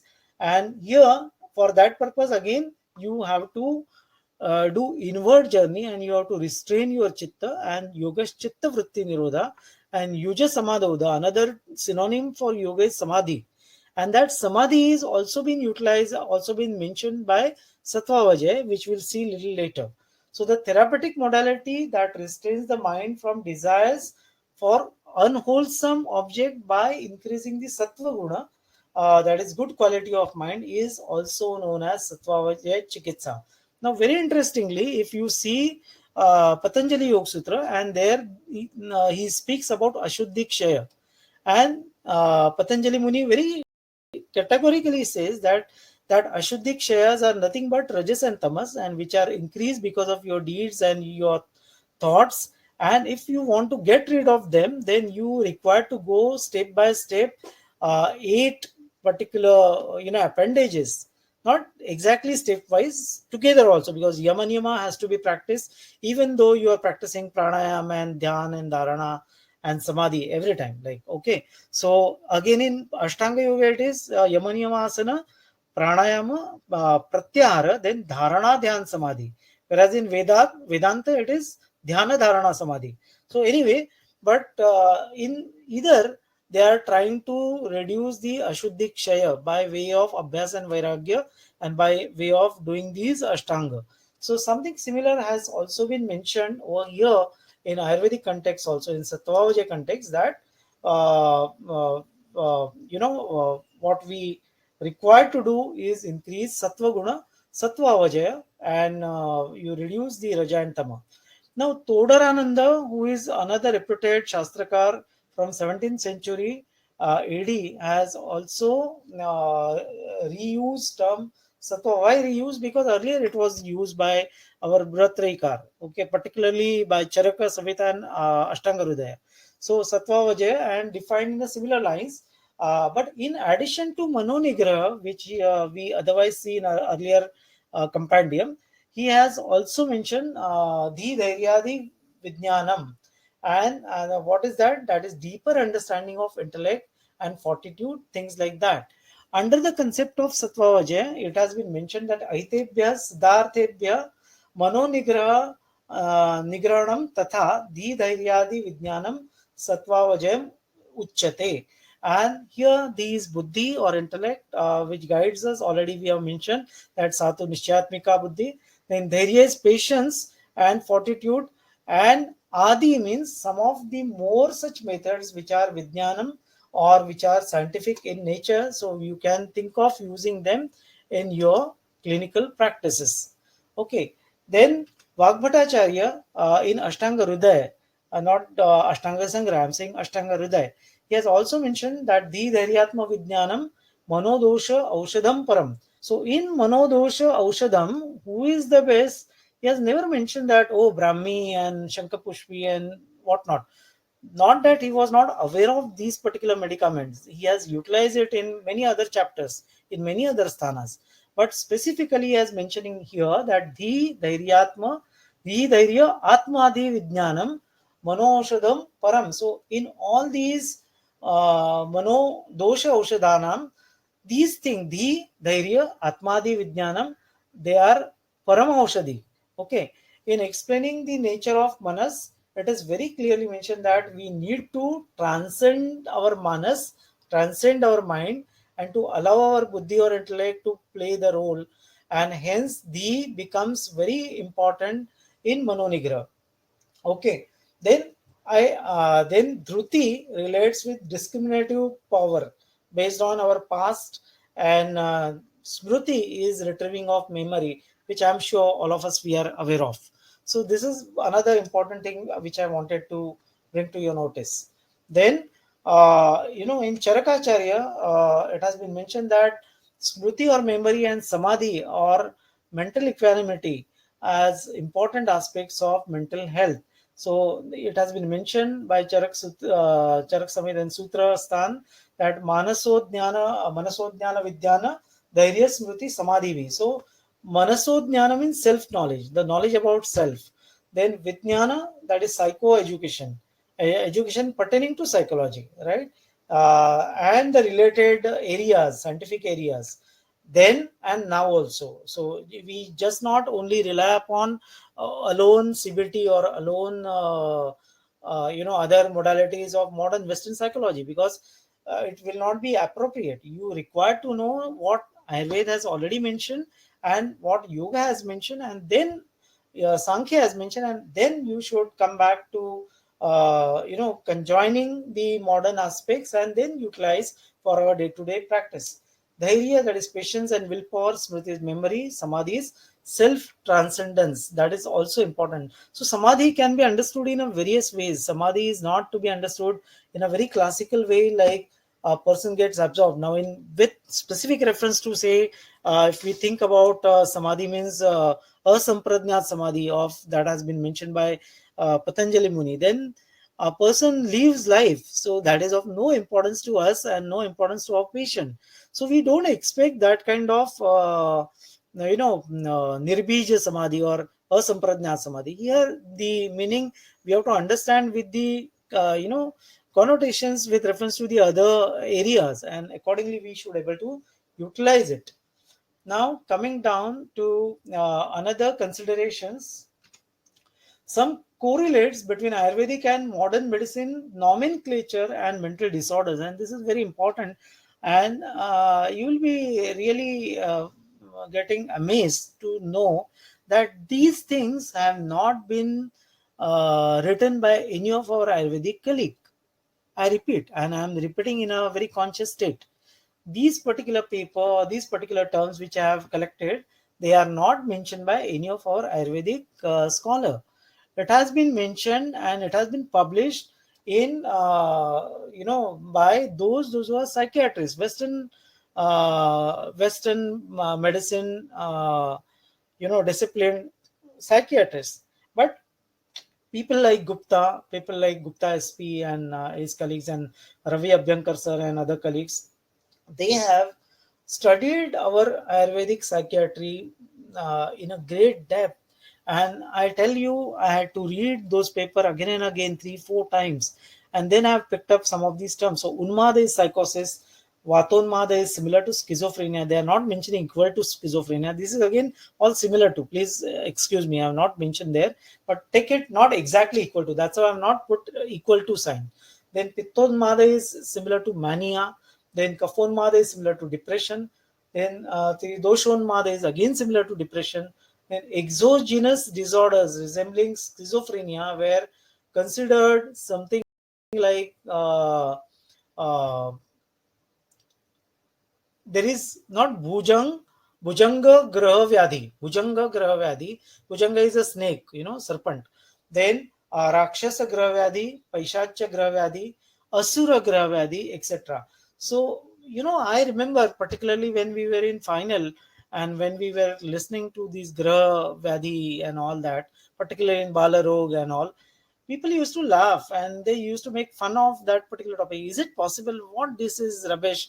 Why these things are to be taught? Let these things get out of syllabus and things like that. And one of our senior teacher who has recently come from Jamnagar, and he started saying, no, no, no, you should read carefully. You read Nelson, you read these things, and then you will see striking similarity.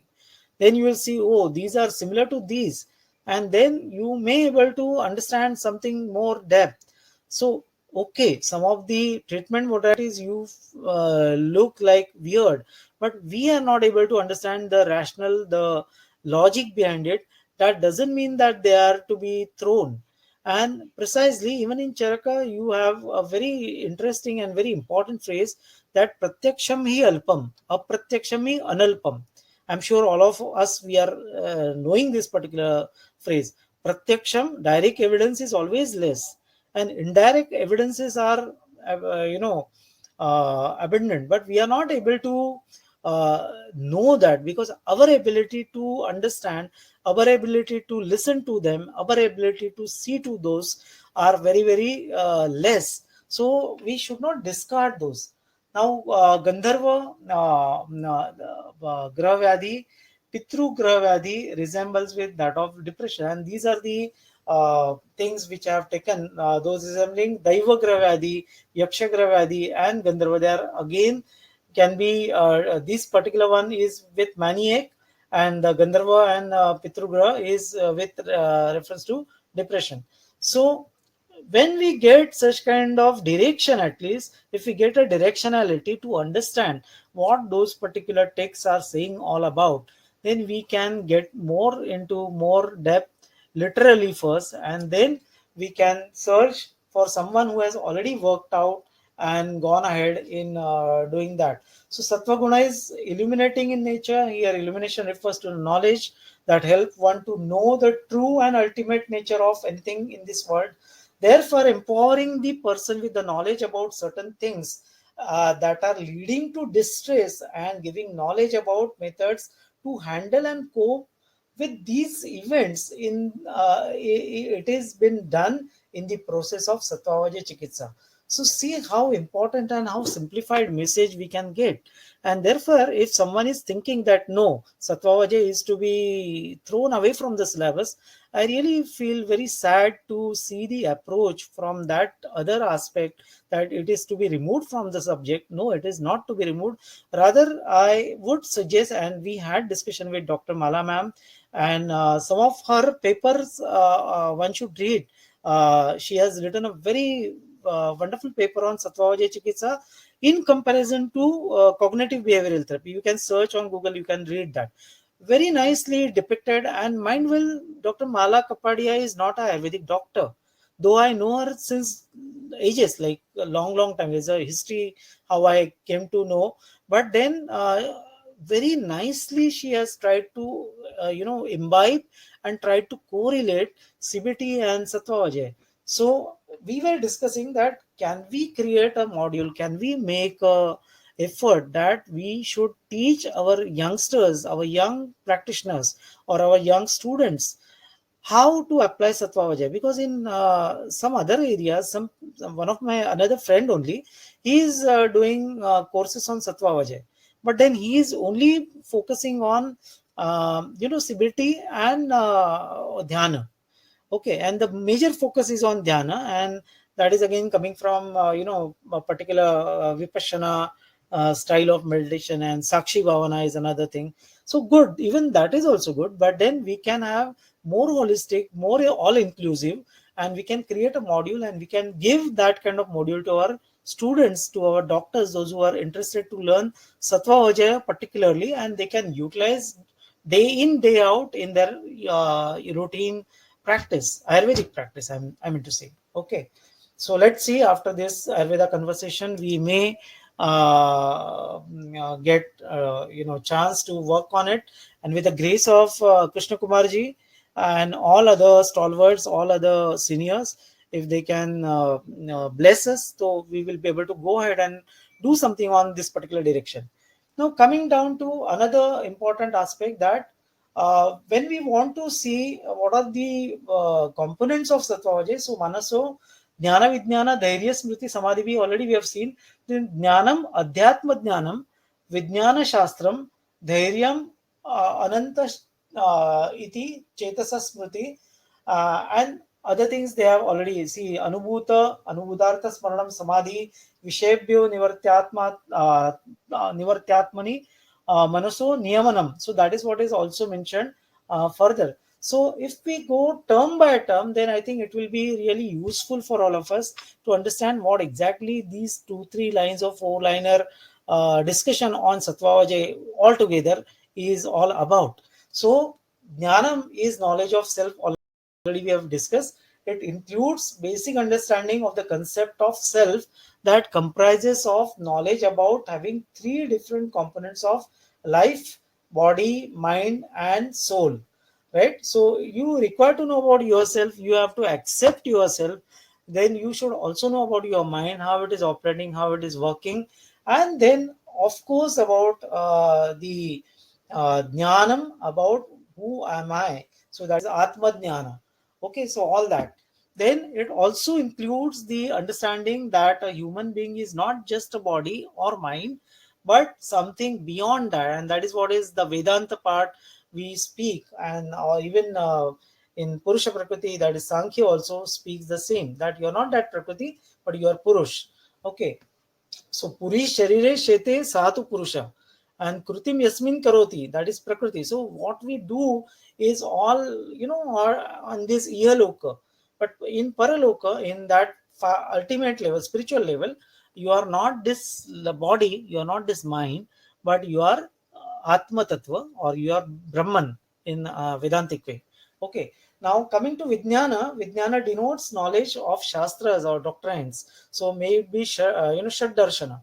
Then Shastras refers to Veda, Upanishada, and other literature from ancient Indian Sanatana Parampara, and that offer knowledge on important aspect about life and nature of self. That is one. And I also add to this that the knowledge which is coming from the contemporary era. So may it be REBT, may it be CBT, may it be other aspect, may it be from tantras like chakra, the chakra which has been mentioned in Sushruta and interpreted in a various Hatha yoga texts or tantra texts. All that needs to be studied and to be synthesized, to be absorbed, to be understood well, and then take it for your utility on the patients. Okay, and that's how even I learned Reiki way back, and then I slowly and steadily went on learning, and ultimately to the level of grandmaster. And I have taken a lot of seminars, and I take clinical Reiki. You know how it can be utilized in patient to patient. Okay, or how chakra has been mentioned by Ayurveda, by yoga, and by tantra. Now there is a small text. I don't know if you can manage to get that particular text because it's really rare, and that is known as Shat Chakra Nirupanam. So just see that Shat Chakra Nirupanam, see those particular things, then see the interpretation by our Ayurvedic scholars, see the interpretation by psychologists and the Westerners, and then you create your own stuff and then utilize it for the patient's benefit. So Vijnanam. Then next comes Dhairyam. Okay. Uh, One second. Yeah. So dhairya means courage, dhairya means strength. It is steady conduct or patience, and it is that quality of a human being which makes one strong and persistent despite of failures and obstacles in the path of successes, and that is precisely termed as resilience. Resilience. So you have to help your patient understanding these qualities which are inherent to all human beings, but you have to cultivate them, you have to make them understand, you have to make them revisit this particular aspect, and then one who possesses this quality can see the light beyond the obstacles in the path of this ultimate and ultimately takes them to desired destinations or success, and all that is wished for. Now, and that is what is, and here I would also give a little reference, a very painful reference. Actually, it's not a very nice to even discuss on this particular platform, but I have to because that is what is very closely related to. Now, you know that in most of these Nazi regime, Jews were taken to concentration camps, and lakhs and lakhs of people they died. The moment you are entering into that particular concentration camp, then they were aware that we are going to die one or the other day. But in spite of that, many of them they survived in spite of getting no food or low food, a lot of agonies, lot of torture, lot of fear, lot of uncertainties about death. Anytime, any moment, they can be shot dead. In spite of that, many people they were survived, and one of the Swedish psychologists, he has taken interview of such ladies, those who have survived from this Holocaust. Okay. And then when he asked those all females, and he asked how you could able to manage this and what gave you that strength to survive and come out, and now you are living, now you are so many years later of this particular of World War II, and what are your feelings? And then most of their answers were common, one commonality, and that commonality was that we had a confidence, we had a faith, we had full faith on that Almighty, that He is going to take care of us, and we are going to bear whatever tortures, bear whatever things they are doing, but we are going to survive, and we are not going to die here because we have not taken, birth on this earth for getting dead by them, and we are going to come out of it. And that has pushed us bit by bit, and we all are now alive. And that is what that phenomenon he has then coined it as a salutogenesis. And that salutogenesis is a very interesting and very important milestone in the history of health management overall globally. And that salutogenesis is in all inclusiveness, holistic approach. Salutogenesis is opposite of pathogenesis. Okay. And here it is pathogenesis, or that disease centric, that is illness, and here it is wellness. So all these are also included in our ancient Ayurvedic literature with a little different connotation, but those concepts are there in our Ayurvedic texts.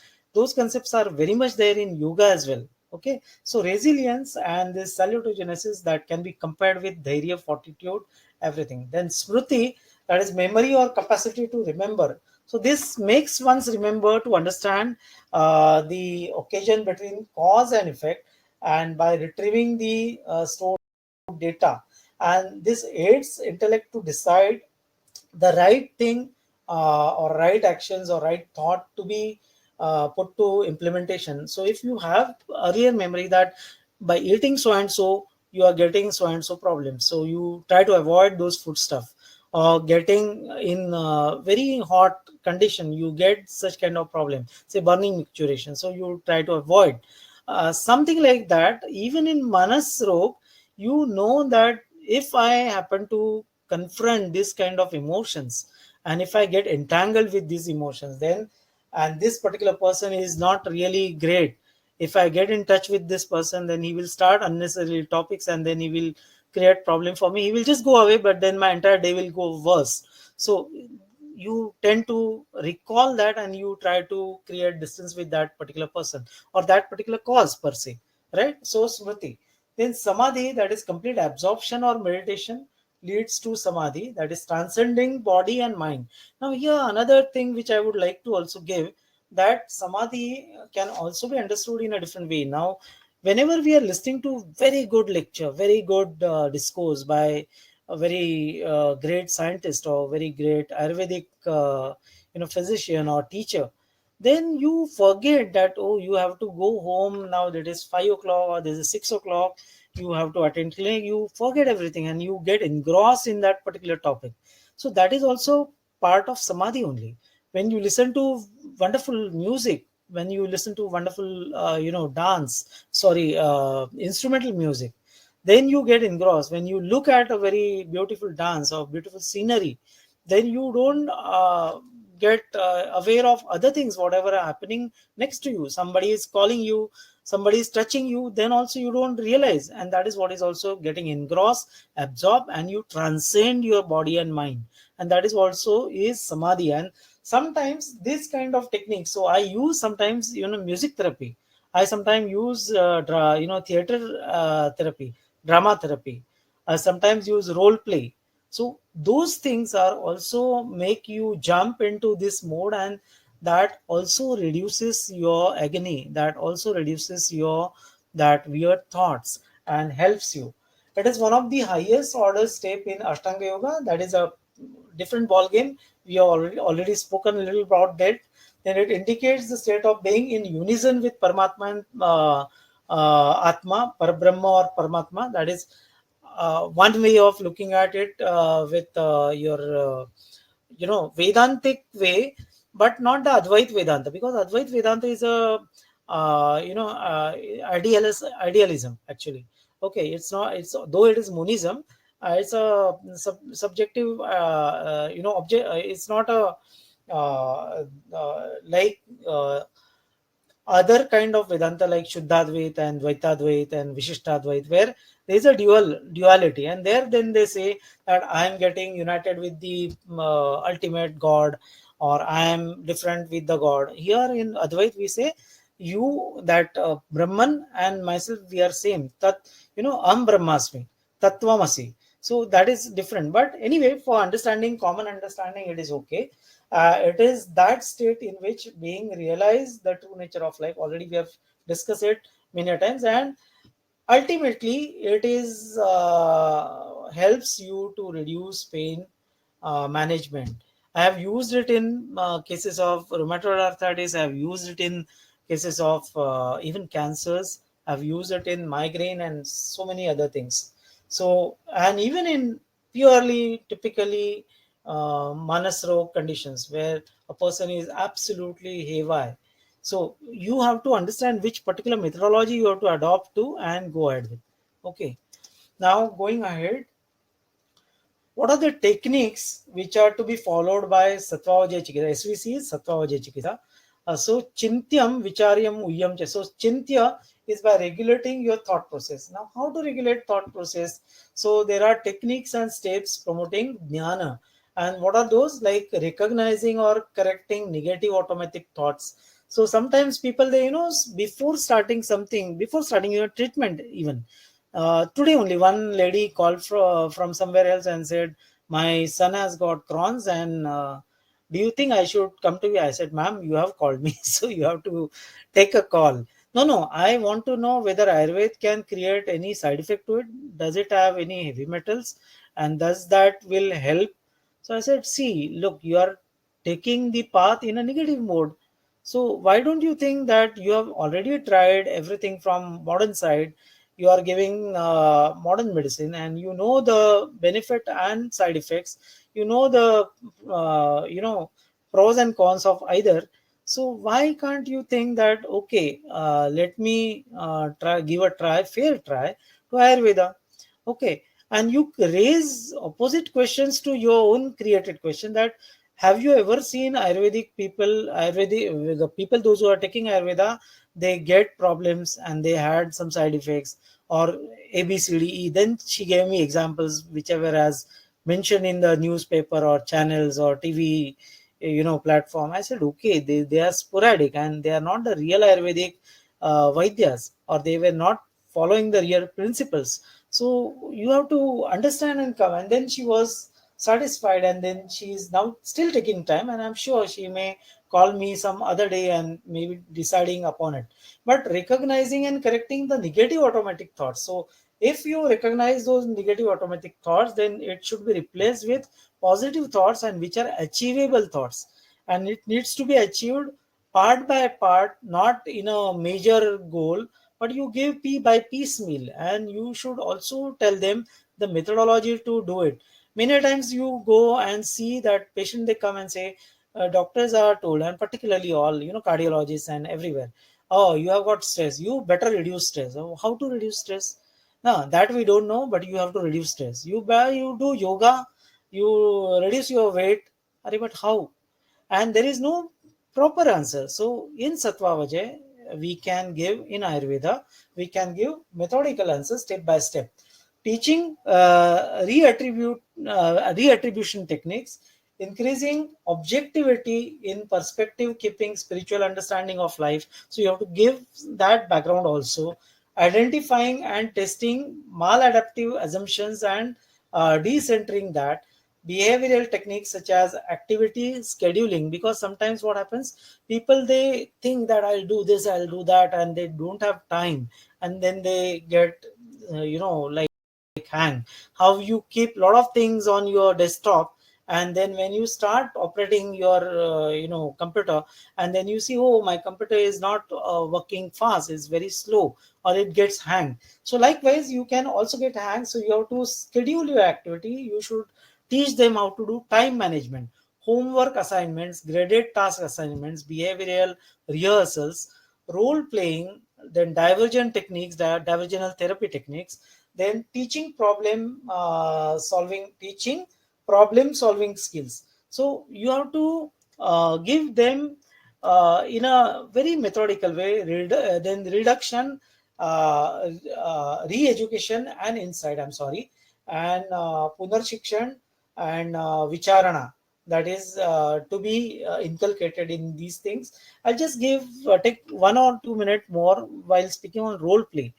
Now, when I was addressing to children of 10th standard, and as I already mentioned, that my work while doing my PhD, it was on students' test anxiety.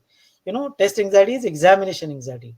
So even though student has learnt a great way, and then when he goes for exam, or when the exam is really approaching, then he becomes blank sometimes, or he doesn't recollect anything, or sometimes he is creating all negative thoughts that, oh, what if I will fail in the exam, what if I will not recollect, what if I will get part which I have kept for option, what if I'll get less marks and not get admission in required college, what if everybody will start laughing at me, my family member, they are thinking great things about me, and what if I'll miserably don't do well.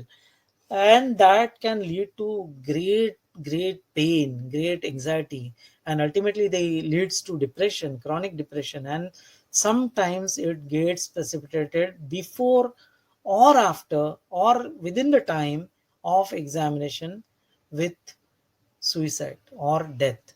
There was a news coming in TV few days back in Maharashtra.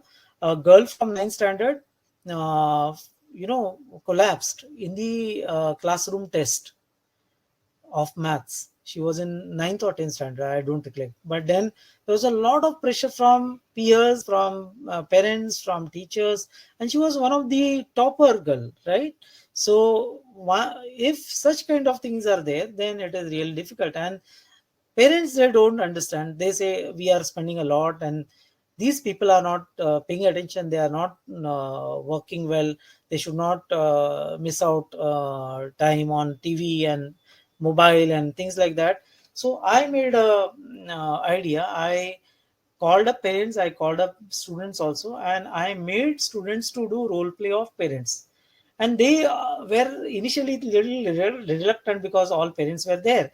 And I said, "Arey, forget, कुछ नहीं होता है. मेरे सामने तो आपको डांटेंगे नहीं. Nobody is going to, shout or bait also. Don't worry. Just speak out. What do you wish to? What will happen when your parents are holding you back, and what is your response, and how you want them to work with?"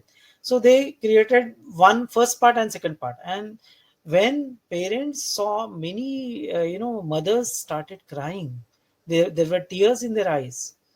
Their fathers became absolutely shunned. And then they came and they told us, and we asked them also to express. And they said, "Oh sir, it's really nice that at least now we knew what our children, they are thinking about us. They are thinking that they are just machines, so no, we don't want to do that."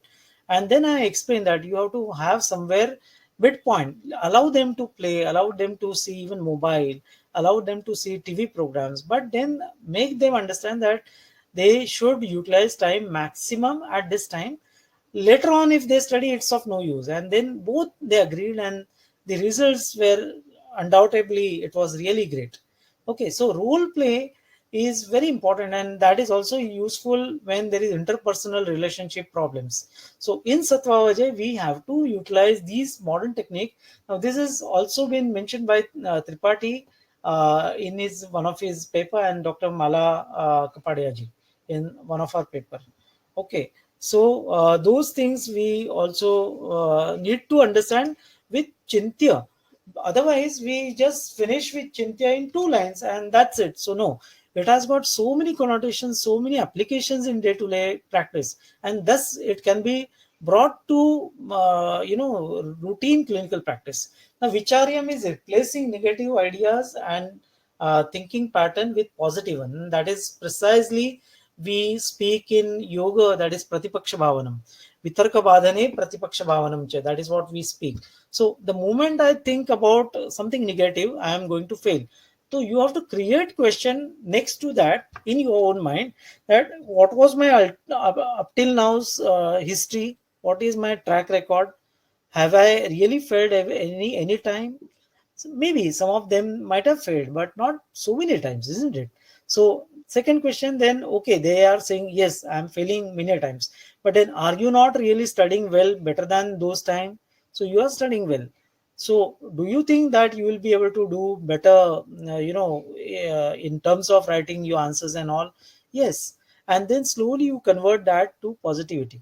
So that is what is the technique which we utilize in CBT also, in NLP also. Now in CBT, or particularly in REBT, for example, the rational emotive behavioral therapy. Now the moment you create irrational question in your mind, and if you don't stop, then that question go on and on and on and on, and it will create a chaos, and then your computer gets hang. So you have to create rational question opposing to that. Albert Ellis has mentioned once that you have got ABCD in your day-to-day life. A for absurdity. So sometimes something is going to go wrong, and that wrong situation is happening with every one of us. Not that only one person will get something really wrong and all others are good, good, good. No, it's not, right? So when that absurdity is there, then that indirectly or directly, many times directly, it actually changes or alters your behavioral pattern. So once that changes your behavior, then it changes your cognitive pattern. And then what you decide is taking toss, and then you take wrong decisions. So here, what he has mentioned, that you create rational thought, you check whether it is real or unreal, whether it is rational or unrational, and then you cool down. And in cooling down, I again tell you, even in modern Western literature, they really don't have much. Whereas in yoga, in Ayurveda particularly, we have many things. For example, in yoga, we have very wonderful technique of breath, control of breath. Okay, so chale vate chale chittam nischale nischalo bhave. That is what is Hatha Yoga Pradvika says. So once you breathe in and out, you can control your pran and you can control your mind. Whenever you are getting disturbed, you see what changes first. It changes your breathing pattern. All that starts, and when you cry, before that also your breath pattern changes. So when it becomes rapid, you have to make it with effort, slow and steady and rhythmic and cool. The moment you have slow and steady breathing pattern, the thought formation also gets minimized. And then there is a pause when you can have tranquility, equanimity, and then you can see the things clear as it is, and not with any vitarka, not with any distortions. And then you can take decisions. So that is what is CVT. In NLP, neuro linguistic programming, there are terms like anchoring. So when a person is coming with negative problems, and a person, for example, a girl who has been having very sexually abused or rape or kind of stuff, and then it is every now and then she is having the visions of that particular horrifying horrible movement. So you have to bring her attention from that movement to something better. So you have to get her engaged in speaking and take her mind to a level where she has got some very good moments in her life, right? Or any other person, not alone in that particular female I'm saying, but any other person. So once there is a positive anchoring, then anchor that person's mind, patient's mind, on that positivity, and then slowly you start working on the negative aspect, and then slowly reduce that part, and then you make the complete shift. In hypnotherapy also we use same. In Reiki we use with chakra ways. Okay, in psychotherapy counseling we use little different way, but something similar. So all these are nothing but considered nowadays as a positive psychology. Then dharmartha vakya, so involves correcting the depressive negative conditions, that is ideations, that is hopelessness, worthlessness, helplessness and pessimistic ideas, and replacing them by new cognitive and emotional and positive aspect or positive stuff. Then pratidvandva chikitsa, that is replacement of emotions or replacement of opposite emotions. Okay. Then here in our Ayurveda, Shastrakar have given terms like kama for krodha. So if there is a krodha, then you replace it with something connected with kama. Then is one of the approach of psychotherapy, Sattva in Ayurveda.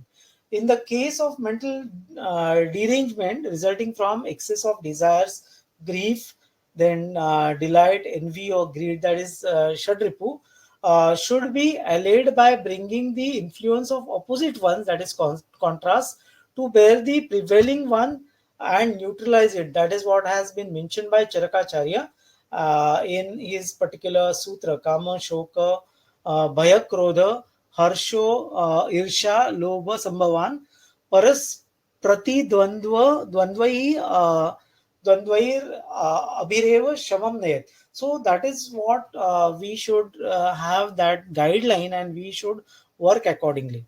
Now going ahead, you can have Uya. Yeah. So Uya is channeling the presumptions. Okay. Then Dhyaya is polishing the objective. So you know the objective, you make it properly reframing, you make the person understand and think over it, and then put it to final level. Then Sankalpa. Sankalpa is by proper guidance and advice of taking right decisions. Now Sankalpa, here I would like to add few more things, though it is not mentioned in the slide. Sankalpa can be taken by oneself, and Sankalpa can be suggested by other, therapists also, either way. But I would prefer that therapists should be giving some background advice, and Sankalpa has to be understood or to be phrased by person himself, by patient himself. And in Yoga Nidra, Swami Satyananda ji, who has devised this particular method, he is giving importance to this sankalpa. One of the important method in which we conduct yoga nidra for patients, we ask that patient to have sankalpa. Then the other methods are there, rolling of awareness and all that, relaxation of body, and then taking him to visualization, and then again coming back, and then taking sankalpa once again, remembering sankalpa in that deep phase where the subconscious gates are opened actually. And then you again take him out, then come to again rolling of awareness on the body, and then you slowly come out, and again you have sankalpa, and then end up. So sankalpa has got a very interesting part. And you just remember, if you want to go any out station and you don't have watch, you don't have buzzer, you don't have mobile also on which you can get buzzer nowadays, and you want to get up by 4 o'clock, then how you get up? You just think many a times in your mind, "Arey, I have to get by 4, otherwise I'll skip my flight or my train or my bus or car, whatever." And surprisingly, without anyone's presence also, you open your eyes by 4 o'clock. So that is what is, you open up your eyes because you give sankalpa, you create sankalpa, and you follow that, and you get the results here and now. So that's something similar you can also utilize in your practice, in your disease management. Then Shruti Vakya, that is guidance and suggestions. The patients are given guidance to take decisions with the help of guidance guidelines of Dharma Artha available in the classical literature, and thus they can help themselves. So in certain critical condition, in a terminally ill people, cancers and other things, you sometimes utilize such kind of spiritual approach, and that gives them stability, that helps them to accept the reality. Okay. And the patient should know the pros and cons of the disease state and the healthy state.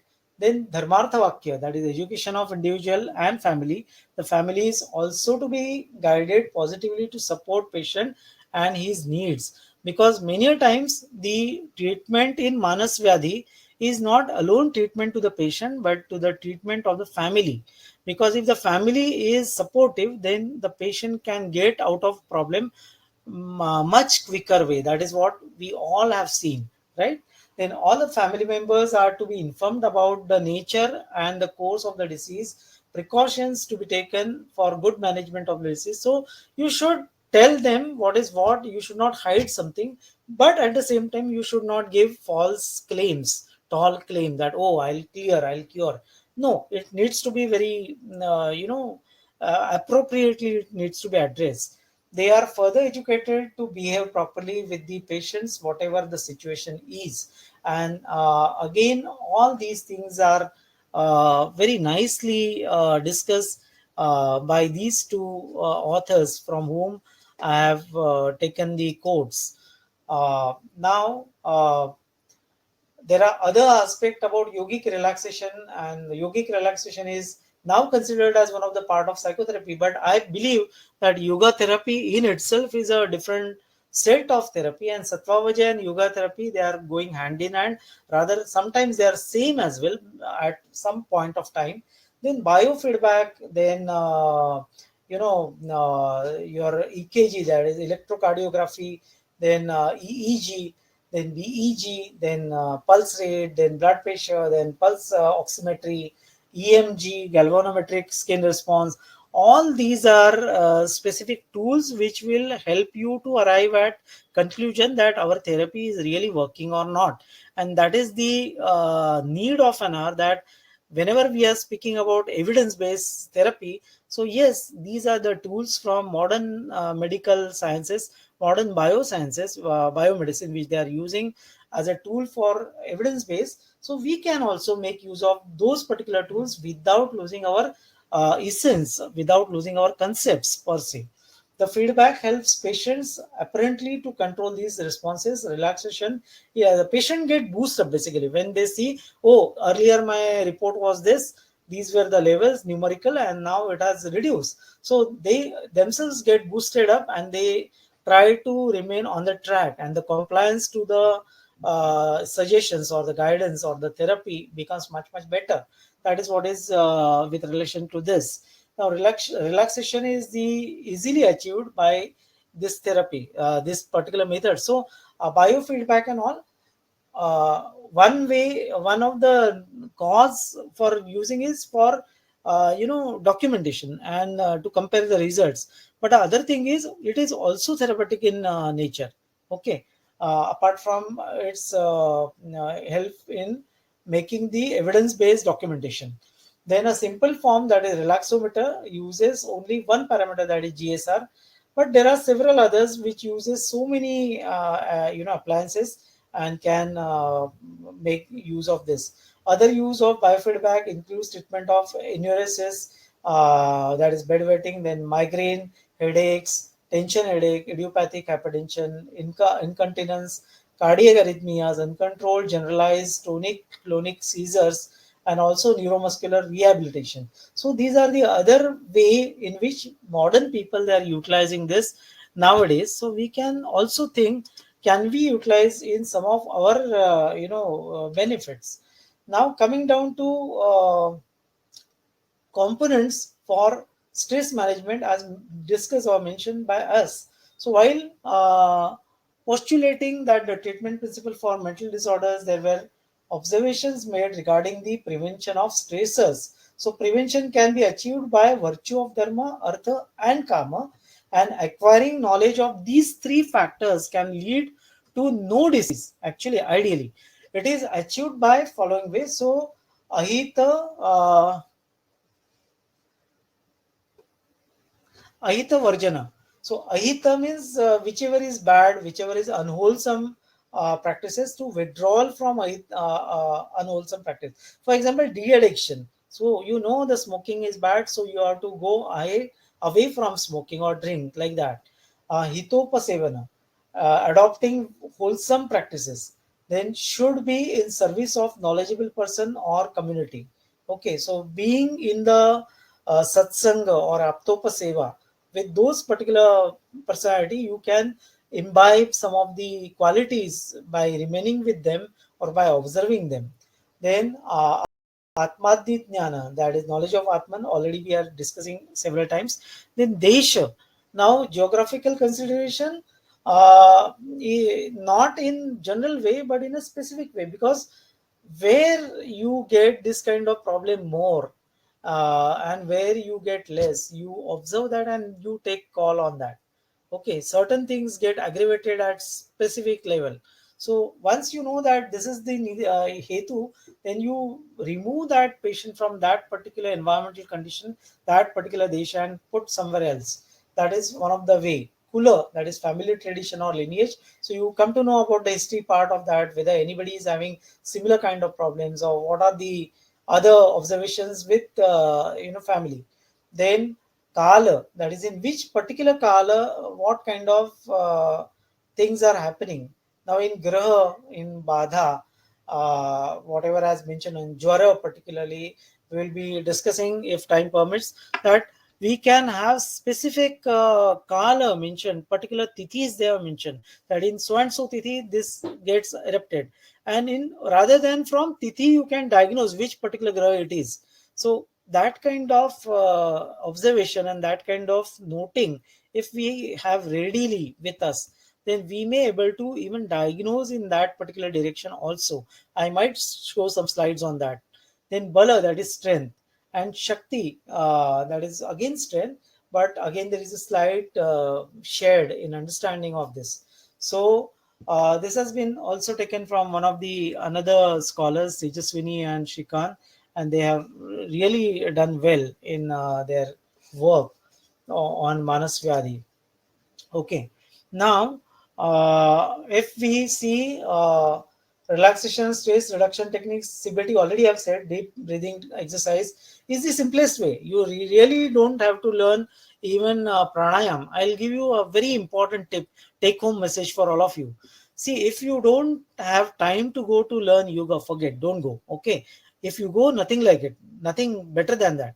But if you don't have time because of some reason, then whenever a person is getting really, really depressed or really getting uh, particularly anxious, not depressed, I'm sorry, anxious, then in that particular condition, there is a overcrowding of thought and you don't know what decision you need to take with.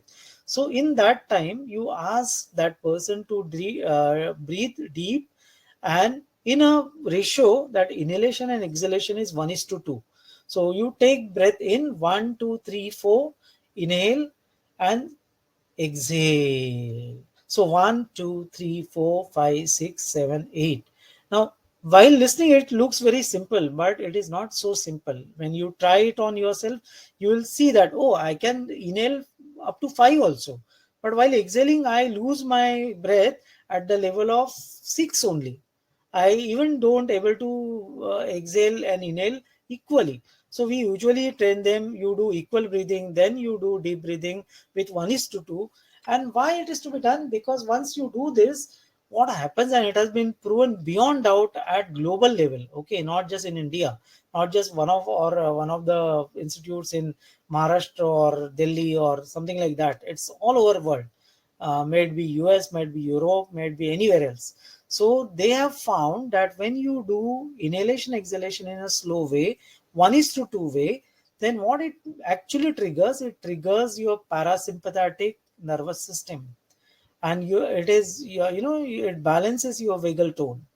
Okay, so when it happens automatically, when the parasympathetic gets innervated, your heart rate slowed down, your respiration gets slowed down, your other neurotransmitters, they are better, your cortisol levels goes down, right? Your endorphin levels comes up. So all that happens by mere doing this. But the only thing, you should do it regularly, not that only 1 day or 2 day after listening to lecture. You should do it regularly and at least for 30 to 40 minutes. And if you do that, it has found out to be really, really very useful. So just remember this. Then muscle relaxation, we do this again in progressive PMR, progressive muscle relaxation. In hypnotherapy, we also do this in a little different way in Shavasana, or our Guruji under whom I learned yoga under Yogacharya Sadashiv Nimbalkarji, who happens to be a direct disciple of Swami Kulanandaji, the one who has founded Kaivaladham Institute. So, sir always used to say that we should not say Shavasana because it's a corpse pose. So he used to say, after doing Shavasana, you feel joy, you feel energized, and he used to call that is as a Chaitanyasana. So you feel Chaitanyamaya. So Chaitanyasan. So medical imagery technique. So this is another technique which is also useful in many conditions. Now I don't speak in detail, otherwise we'll really get long, way to finish with. So Biofed already I spoke. Then promotion of Vijnan also we have spoke, and Deshatana. So living spaces and going away, particularly for Devadarshan, for divine, going to divine temples and all that stuff. One part is that divine aura which is there, and that itself also has got effect on your spirit and your mind. This is one. And the second thing, when you leave your uh, uh, routine space, you are going away, you are creating physical distancing from your routine, then you are automatically creating physical distancing from your stressors. You're going away from your home, you're going away from your workspace, you're going away from your clinics or things like that. Then you are very free, and then that shows the result. When a patient comes back, they say usually, Doctor Saab, this advice was very useful, and I usually suggest this to many people, that okay, you're fed up of taking medicine, right? Okay, I understand. Take leave for 3 days and take a nice 3 day break and go to such a good place where you can enjoy. And that is also one of the method. This is one of the technique they don't realize, but then we are planning it deliberately because this is part and parcel of our game of making them relax. Now coming down to another interesting and important part of the last part of this Sattva, that is where this Sattva is utilized. Yes, then automatically we say, oh, it is to be used in Manas Rog. So, which are the Manas Rog? Unmad and Apasmar, we know. So, Unmad Apasmar, particularly Unmad, what they have said, Ashvaset Surudvam Vakye Dharmartha Samhitaihi. So, Ashvasan, that is providing assurance to the patient that, okay, you will come out of it. We are there for you. We are giving you the right way of medicines. You are at right hand, safe hand. All that is also useful, and you should also take care of your patient in a great way. And there is a saying in Ashtanga Hridaya that Artha Santanavat Anupalayat. So Artha has to be treated like your own son, and you have to be with Ashwasan to him, and then he can come out. So can be associated with modern counseling methods with various techniques. Moral speech and virtuous words are also used. Appropriate guidance and suggestions are given. Measures like inducing fear in the mind by exhibiting surprising events or showing extraordinary things for distraction are also used. So something trasana, chikitsa is also mentioned in some of the other conditions. Okay, then this particular shlok we have already seen, and we have said that this can be also utilized as a pratipaksha bhavana technique in yoga or positive psychology. So I'll not repeat it again. Okay, then in Jvara, you will see there is a reference that Krodha Pravata Vyayaman Kashayanscha Vivarjet. So Acharya explains that in case of Navajvara or the initial stage of fever, one must avoid anger and Krodha, which is a dosha of mana.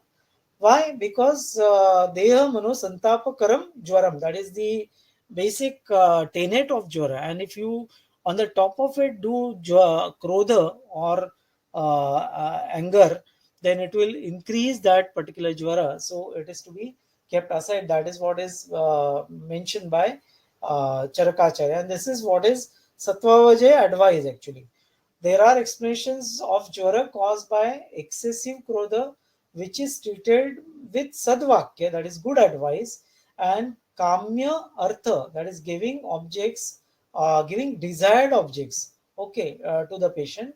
Then Manodnya Artha, giving pleasing objects to the patient. So, see, these are some of the techniques which are practical enough, but that doesn't mean that you should give certain objects which are demanded by patient, which will make the condition worsen. So there you have to make taratamya, and you have to discriminate, and then you have to use it tactfully. Then Ashwasan Chikitsa or assurance in case of Jwara caused due to Bhayaja or Shukaja Jwara, you should do Ashwasana. Vichitreshcha Visher Nashet Smritim. When an individual suffers from Jwara, even by thinking about it, then it is managed by diverting his mind by remembering about different and surprising incidents. Now, here again, you will remember what I have spoken about Vitarka Badhane Viparita Pratipaksha Bhavana, PPB technique, and positive psychology. And I also spoke about neuro linguistic programming. So, you have to change that diversion, and you manage the patient. Then in Apasmara, it is again managed by Vijnana.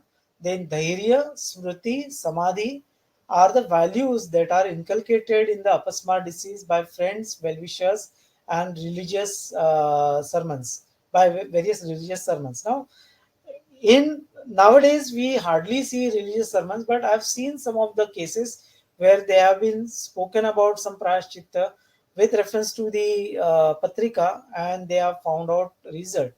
There are some papers mentioned by one of the scholar, and she has mentioned that uh,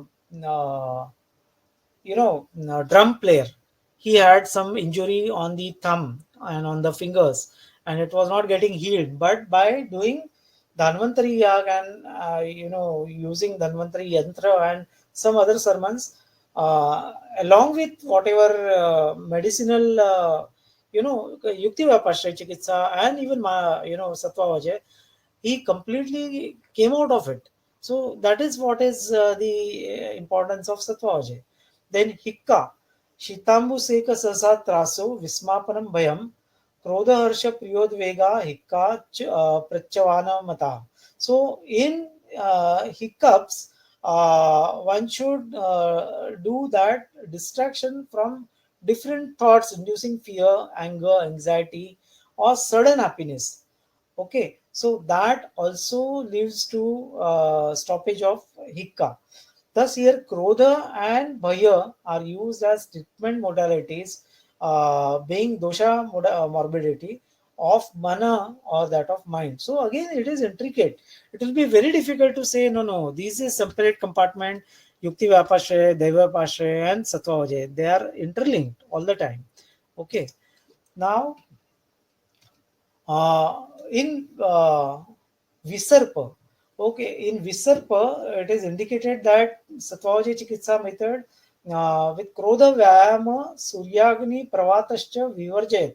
In this, these things are to be kept aside. So here, particularly Krodha is a component of mind. So when to make that Krodha away is a part and parcel of Sattva Vajaya Chikitsa. Therefore, we are mentioning. Then in Madatyaya, in addiction of alcoholism rather, or intoxication because of alcoholism, Vanani Ramaniyani Vishadani Annapanani Malyani Gandhayogascha Vasansi Vimalani cha. So all these are recommended, and these are nothing but what is nothing but Harshan Chikitsa, and few example of Harshan Chikitsa, that acceleration methods by these kind of management, and it can be then also managed by other way of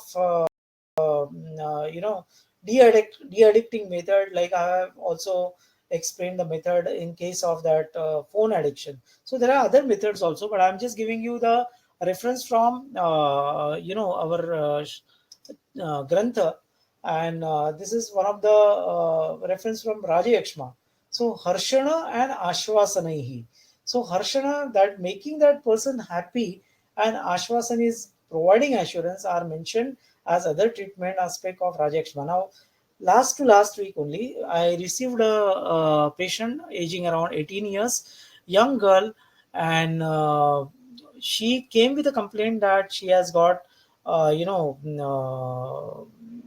say, glands inside her breast. Okay, cyst inside her breast, and then she had chest pain, and then very importantly, they have all done all required things that is pertaining to like sonomammo and everything. It was looking like fibroadenoma, and everybody said that it is okay, but still she was losing weight to the tune of 10 kgs in last 3 to 4 months. So that was made me really worried. And she said, I'm not able to eat anything. I am feeling very, loss of appetite. Then I don't able to, passage of stool is very bad. Sometimes black stool is coming and all that stuff. And then I was really, really worried. And then I said, are you thinking on something? Then she said, no, no. Then mother said they were actually Mohammedan. She came from Saudi. Okay. And I said, if you don't mind, if I want to discuss with you, is it okay with you? Will you able to open up? And mother said, okay, I have faith on you and you can speak with her. And she initially took time to create rapport, but then later on, she poured out a lot of things. She had some problems with her affair, and someone ditched her and kind of stuff. And she was really frustrated and very sad, actually. And then what she said was like shook me. She told that I'm not able to sleep for last couple of months. I said, what? But yeah, sir, I'm trying to sleep. The moment I close my eye, I see all weird dreams. I see somebody's stitching my lips, and they are doing wrong things with me. And I'm trying to help, call for help, and I'm not able to speak. Okay, in other particular dream, she explained that I am being buried alive by some people, those who are really not very great. And my mother and my sisters and brother, they are around me and they are not able to help me. And I'm crying, but my voice is not reaching to them. And I get a lot of perspiration. I get up from the bed, and this is what is happening. And since then, I'm not able to eat. I said, my goodness, what is this? And then I spoke with, and being Mohammedan, she never had her natal chart and all. So we had no clue. And then I worked out with Chakra, I worked out with a little bit of yoga, a little bit of Reiki. Then I said, we have to rule it out whether you have any other conditions as common as cancer was so anyway you ruled out, but Raja Yakshma, right? And when we sent her for CT, and when the doctors saw, then even he suspected that there is a erosion at the breastbone, sternal, part, and costochondritis was also developed at such a young age. And then MRI was done, then TB gold and all the other tests, and it came out to be Cox. And then she was asking what to do. Now she was about to go to back to her country. So I said, okay, you start with modern AKT, no problem, but you start with other things. And I told her that, see, usually we suggest some of the techniques in our religion, but you are not following that particular faith. So you kindly take help of some, Maulaviji who is really into it, and you can start chanting those ayatas in from the Quran. Then her mom said, already we had been there and some of the things have been said, but then we were not following that rigidly. I said, no, you please start. And I gave chakra therapy to her. I asked her to chant Om without uttering Om, but by just doing humming, because that humming also gives effect of Omkar. And I said Amin has got the same syllables of Om. So there is nothing wrong in saying Amin, Amin, and Oms. They are same. And by convincing her, she started working out with that. And yesterday only I spoke with her. Now she's back to her country. She is able to sleep. She's little better than what she was. She is able to eat properly, and she's also on other drugs and our drugs as well. So this is one of the example where we can use Sattva along with Devapashre, and can go ahead with. Now these other things, these slides, next slides I'll not show because it's really going very very late, but I'll show. This is one of the slide prepared by Belaguli, Govardhan and group, and it's very nicely mentioned the summary of that, and how Sattva Vijay can be understood in a very quick way. That is what is the example of that. Then this next one is again same author. They have, you know, grouped it into tabular form. Already we have discussed that, so I'm not going ahead with that. I'm just showing this and sharing with you. And these are the papers, and this is what we all should read with. So starting from Arit Singh sir, which already I spoke, Murthy sir, Tripathi sir, and so many people, they have worked extensively on Sattva and Manas Rog. So we all should able to take out time and go out of our routine and able to read those particular papers. Then these are the definition of jnana, vijnana, and all by various people, various these authors, and what are the goal, what are the achievement to be achieved from these particular techniques. That is again summed up by the same authors, very nice way. So kindly go through those papers if you can see, and you will able to enjoy, I'm sure. Okay, uh, one sec. Now, these are some of the trials which were conducted on this Manas Rog and Sattva. So these are the Sattva SC is a Sattva Chikitsa, and formulations on adjustment disorders, and in you know hysterical neurosis and many other such conditions. And there are good work. Somebody was in a beginning, we were discussing, no, whether there is any evidence based Sattvaji Chikitsa. Yes, there is. And only thing we have to take it to our colleagues, we have to take it to our students and make them aware that yes, it is one of the proven protocol, and we should able to teach them in a simplified way, and they should able to utilize it in their day to day practice. Then now we are coming to next part, that is Daiva Pasha, and I'll finish it very quickly. I'll not take long time on this. So, what is Daiva Pasha? Again, it is mentioned that mantra, aushadha, mani, mangala, bali, upahara, homa, niyama, prayashchitta, swasti nayana, pranipata, gamanadi. So, these are the various areas in which this particular Deva Passionate Chikitsa works with. Now, when you see the Ayurveda Deepika Tika, Chakrapani Tika, so Daivam Adrushtam. So, Daivam is also termed as Adrushta. Adrushta means it is termed in a two way. Adrushta means the deeds which are specifically done for your bhagya or for your shubha karma, okay, for your benefits, okay.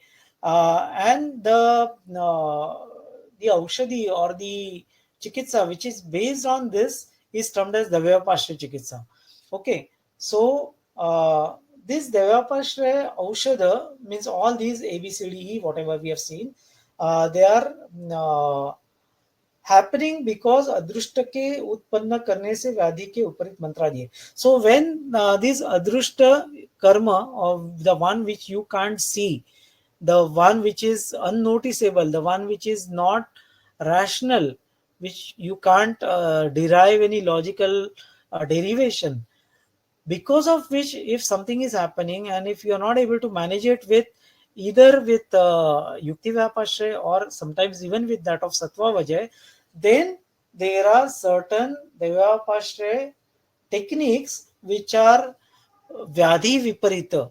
And how? It could be vyadhi viparit through mantra, it could be vyadhi viparit through manibandhana, it could be vyadhi viparita through mangala or homa or niyama or prayashchitta or upavasa or swasti nayana or pranipata or visiting to pilgrimage or taking darshan of some deity in a specific very specific temple. So all these they have given the explanation. Then another explanation which is been mentioned by Tikakar Chakrapani ji is saying that Daiva is a term which has also evolved from term Devata, that is deity. So deity is when you are looking at particular deity and you are praying that deity, when you are doing sadhana of specific deity, then that upakrama, that therapy is also termed as Daiva Pashre Chikitsa. Now, in that, it could be homa, or it could be yajna, or it could be manidharana with chanting of mantras of that particular deity, or it could be pranipata, or it could be swastinayana, or it could be gamanadi. So, again, the similar thing we can see in such condition. Then, there is another thing which I am saying here only because this Devapashra Chikitsa, whatever has been seen in our Ayurvedic Samhitas, they are usually coming from Atharvan Chikitsa, and that Atharvan Chikitsa is coming from Atharva Veda. The fourth Veda, that is Rigved, Yajurved, Samaved, and Atharva Ved, that is very specifically known for its Atharvan Chikitsa. Now, in Rigved, there are a lot of ruchas which has been revealed. So the name has become Rigveda. Yajurveda is a Ved which speaks very specifically about the procedures about how to perform yajna and all that. So Purva Mimamsakar, they are basically mainly based on this Yajurveda Samhita. Okay. Then Samaveda, how to sing that particular rucha in a particular tone.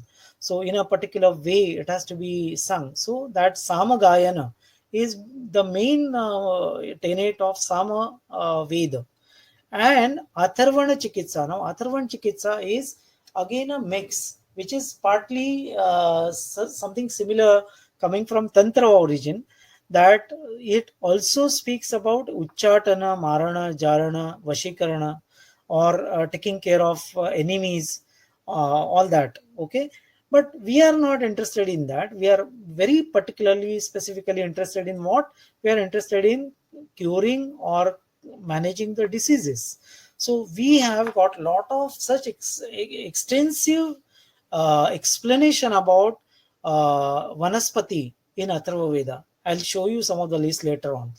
We have got a lot of explanation about our bodily parts. We have got a lot of explanation about different diseases in the Atharva Veda. And then moreover, they are explaining about different kind of suktas. So there are suktas which are taking care of XYZ disease. While doing that disease, they give XYZ medicine to eat with, or to apply with, or to hold with, Manibandha. So that is what is the tenet of the Atharva Chikitsa. Now we'll go ahead one sec. Yeah, in Ayurveda Deepika already we have seen this, so I'll skip this. Okay, by mistake it is repeated. So these are the various components, and you are knowing the meanings of it. Sometimes we use this, Ratna. Huh? So, in Navaratna and Uparatna, we see in Rasya Shastra internally, and we see in Jyotisha and in Ayurveda also, that Dharanartham. Rase, Rasayane, Dane, Dharane, Devatarchane. That is the explanation about Ratna in Rasaratna Samuchayakar, Vagbhatacharya ji. In Rasaratna Samuchay, he is mentioning about the uses of Ratna in this way. Rase, to make various rasa, that rasaushadhi, then rasayane, as a rasayan, as a muktik, as a rasayan, or as a hiraka, as a rasayan. Then dane, for giving dan, which is a prayashchitta, or which is one of the way in this Daiva Pashre. Then dharane, in particular condition, little condition, they are mentioning that this particular graha is of low power or high power. To counteract that effect, you use this or not. So that is dharane. And then devata archane. So you create some ornament and you offer it to God. So devata archane. So this is what they have mentioned. Then home, this prashchitta, or homa or badi, this is not always the physical, oblation or sacrifice. It can be a sacrifice of your ill thoughts that should be given to your manas yajna. So that is what is also mentioned. But unfortunately, people are only understanding that yajna and bali means you have to cut goat. No, it's not that alone. Though there are mentions of cutting off goat, cutting off buffaloes, cutting off your chicken. So these things were there. But nowadays, nobody is going for that. And there is also mentioning about yajna and bali in a different way. So that also can be considered while utilizing this particular therapy in a day-to-day practice. Then, one sec. Now, these are very interesting table. This is interesting table. See, mantra, aushadhi, mani, mangala, bali. Now, you see the reference of them in Ashtangarudaya Chikitsa Sthan first, Ashtangarudaya Sharir second, Ashtangarudaya Uttar Tantra, then in Sushruta Kalpastan.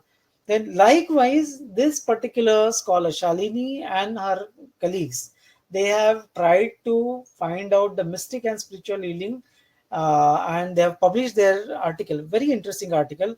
They have tried to compile where you can see the mention of this particular various component of Devapashre in our Shastra. It's not alone in that particular shlok where we discuss three types of chikitsa, but it is very much there in various other places. Okay, then this is another example which they have found out and they have given.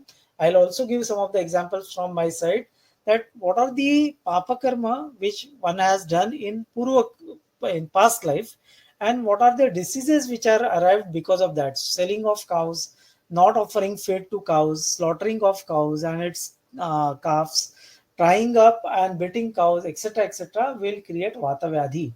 Now, cheating one's own brother and killing him to fulfill desire of accumulation of wealth will create arsha.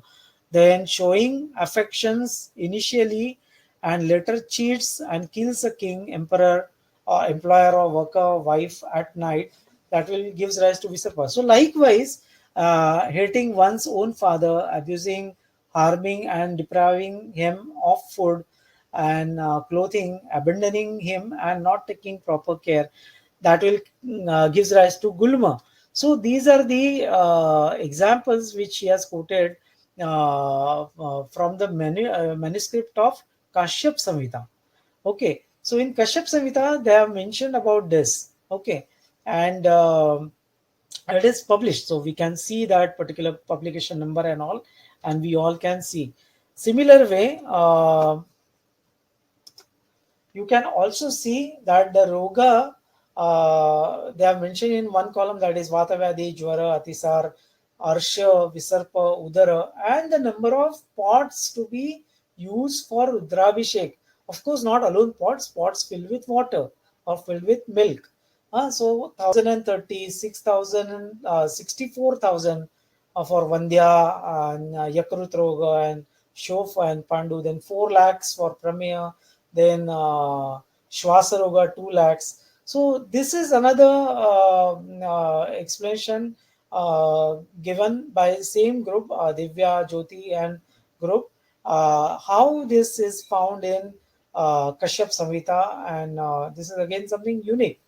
Then again, number of pots to be used for Rudrabhishek, already we have seen that. And then okay, something similar has come, sorry, same thing has come, sorry, please excuse me. Now another thing is Agni Mandya. Okay, that is Roga. Then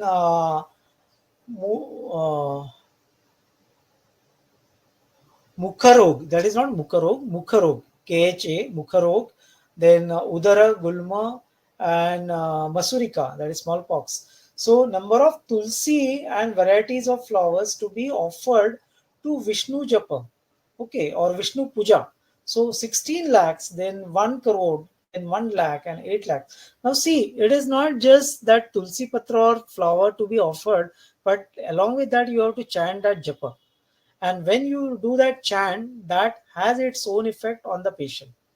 So again, there is a different altogether understanding, and sometimes it is very difficult to prove the exact rationale, exact mechanism of action. But if you ask me what is pre and post, that post results, many people they are mentioning that after doing this they are coming out of problems. So that is there, but the exact etiology is not known. Okay, now I'm showing some of these slides from Atharva Ved itself. The down part is in Marathi, but other things are, you can see the keywords in Sanskrit. Now, Sukha Prasuti Shalya Karma Sukta is mentioned in your Atharva Chikitsa, Atharva Veda. So they say that you do this particular sukta stavana while doing Shalya Granthi Vimochana, Aplavana, Ushna Jala Aplavana, then Yoktra Bandhanadi or Sukha Prasuti Sadhana. So they were knowing the techniques also, not just alone saying the chanting the mantras, but then they were doing that procedure, and along with that, it has been said that you have to do this sukta. Okay, there is another one which I am showing, that there is something known as Mani Suchi in Atharva Veda, and you will see so many. Oh my goodness! So there is Audumbara, there is Ekashakakam, there is a Karvira Mula, there is a Krishna Mrugarka Charma, then Khadira Ashwatha Mula, Khadira Phala, Tilaka, then Palash, Patha. So many of our Ayurvedic herbs are used to create Mani Bandhana, which was certainly new for me. I was not knowing. Frankly, I'm honestly telling to all of you. Okay, so we have to actually read this, and then you can get leads basically. Okay, and then we can think little ahead, and we can think whether we can utilize this in our own treatment modality or not. Then there is a Roga Suchi. In Roga Suchi, you see there is something like Manyu, then Manya, that is Gandamala. Then there is something like Mutra Mochana Shalya Karma. So holding of urine, and for removing that, there is a Shastra Karma they have said. Then Yakshma, they are using it for Jwara, and Rajayakshma again for Kshaya. So Yoni Veda Shastra Karma they have said. Then Rudira Strava they have said. In the Roga Jantu, they have mentioned Lohita, Vandyatva, Varuna Pasha, that is Jalodhar. They have called Jalodhara as Varuna Pasha. So because of Varun, that water has to be removed, and because of his sharp, that Varuna Pasha, it has been holded, and for that they have given one Sukta, and then they have given one Lepa. Then Vajikarana, then Vata Pitta, disorders, then Vidradi, then so many things are there. So I don't again go one by one, it will take long time, but this is going to be on these slides, and those who are really interested can go through the list. Okay, I think it is same. By mistake it has come again.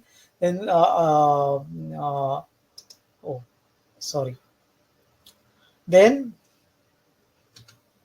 Atharvavedic Roga Suchi already I spoke.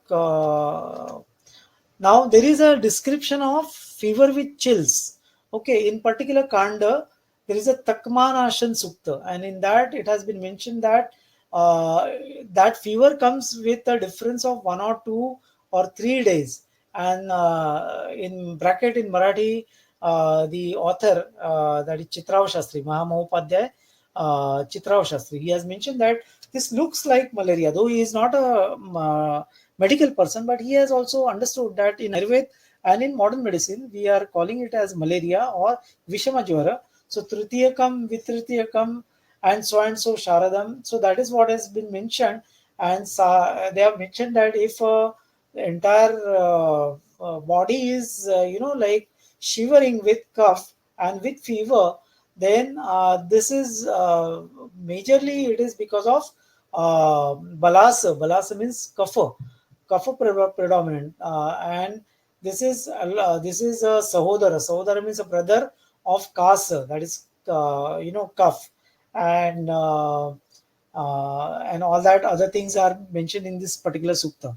Then there is Jwaranashana Sukta. This is by Kaushika Sutra Mata, and he has also spoken about fever with chill. And that time they have created which rucha has to be chanted, and what particular combination of water along with what kind of medicines to be boiled and to be utilized for giving him bath. So Jwaranashana Sukta. Okay. Then I'm showing something different now. This is from another very interesting Ayurvedic Nigantu, which is very famous in Maharashtra. But unfortunately, even this is also not available. The very few people they have this particular copy. Now, this is known as Niganta Ratnakar. Niganta Ratnakar is the name of that Nigantu. It has got two parts. First part is usually on, compendias like Nigantu, other Nigantus, and the second part is speaking about Nidana and Chikitsa. Okay, now over here you can see that he has very clearly mentioned that how Ayurveda and astrology can be clubbed together, and they have given that from which particular positions of planet, if a person is getting birth at the time Ketu and Buddha Graha are Anishta, then Ketu in Ketu's Mahadasha, Buddha, if there is a Antardasha of Buddha, then that particular person gets Jwara, particularly, and other disease, but specific Jwara. And likewise, they have given discussion. Then Jwara, Jwaropashamanopaya. In Jwaropashamanopaya, the second picture which I am showing here, they have also mentioned that this person, the patient, should able to listen Veda Shravana according to his own rights. So earlier days, people they never used to get chance to listen to Shruti or Veda. But now, if it is possible and if they believe in that, then we can ask them to do so. Then they are also supposed to make those particular Brahmins, those who are chanting this, to give them bhojan, and he should remember Lord Shri Krishna. Krishnaya Vasudevaya, that is what they have given. Krishnasya Smaram Shubham. So they have given the mantra also, and they have said that if you do this, Hanyad Ashtavidam Jwaram Kumudini Anatho Tatogram Tama. So it is with confidence they have said, if you do this, you will get the results.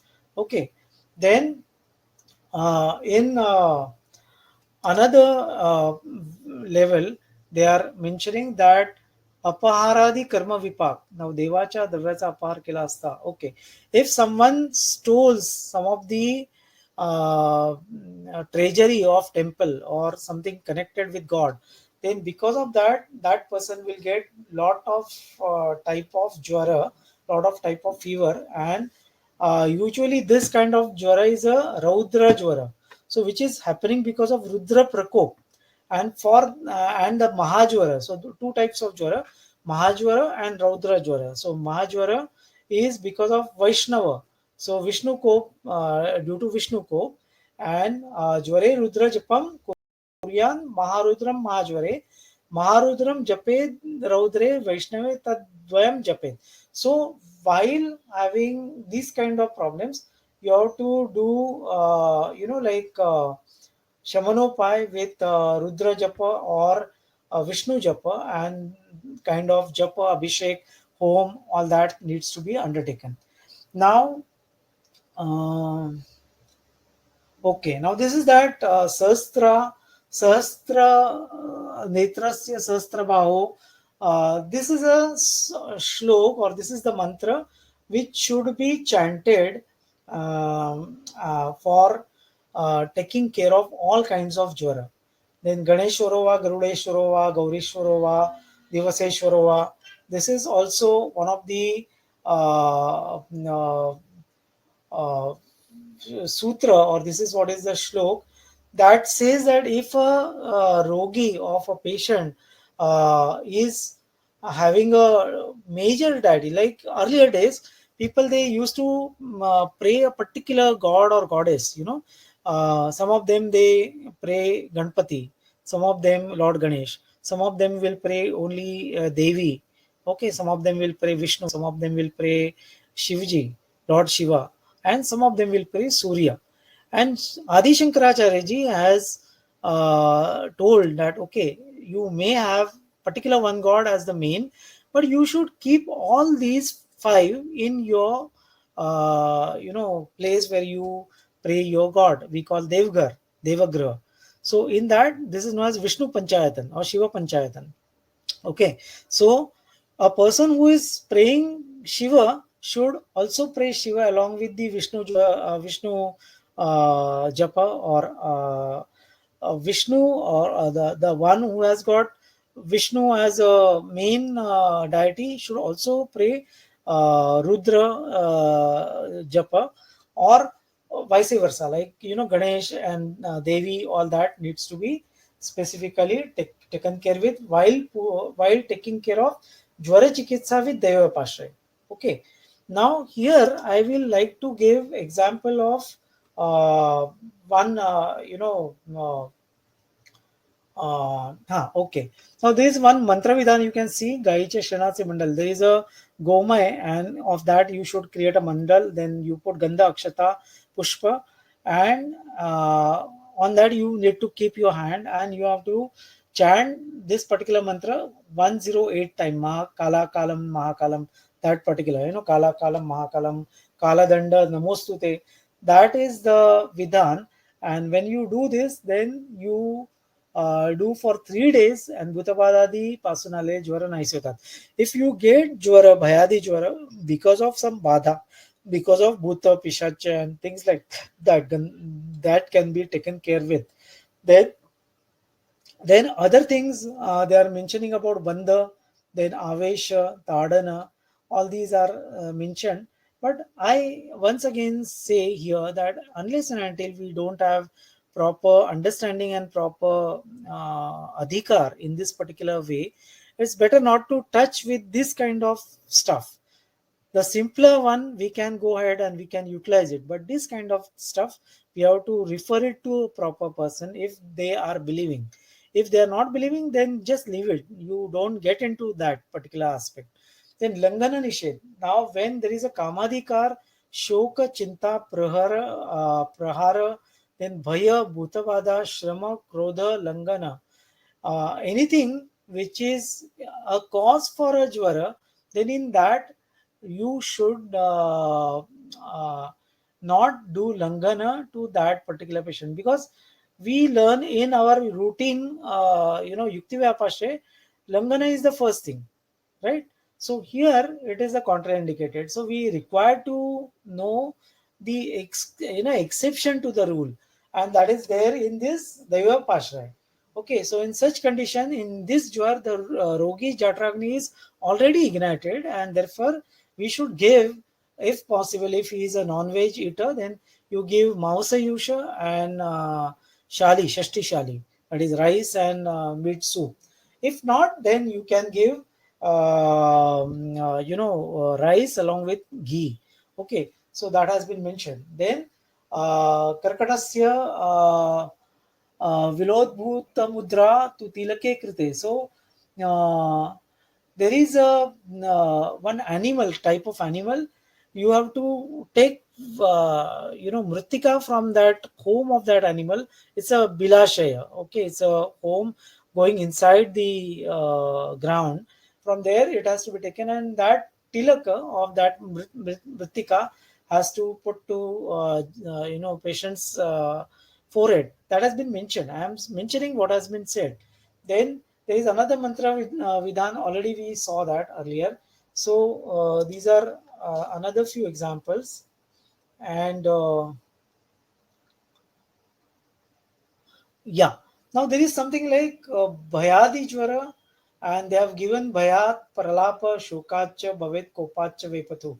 So by looking at tiger or looking at chitta or any other wild animal or any other personality who is making you frightened, then because of that a person can get frightened, and because of that bhaya and shoka, person gets fever, all of a sudden fever, and in that he starts doing pralapa, and in that pralapa he gets also shivering. So that is also termed as bhayadi jwara nidanam, and in that you have to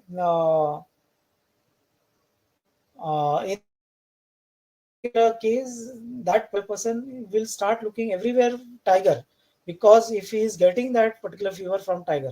So to make that fear go away, uh, they have given one method in which they are saying that you should ask that person to sit between water.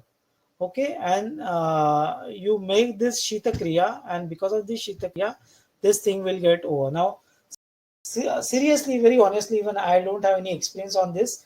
But why I'm mentioning to this, because so many of us are attached with the hospitals. So many do might getting such kind of conditions. Those who are not, practicing in metro cities like us, but on the outskirts of some interior, where you may have come across person who has got jwara after looking at tiger or something like that, or maybe snake or something like that. So we can think of doing this kind of treatment, and at least report what we have understood, what we have seen, whether they have get benefited or they have not got benefit, what kind of thing has seen.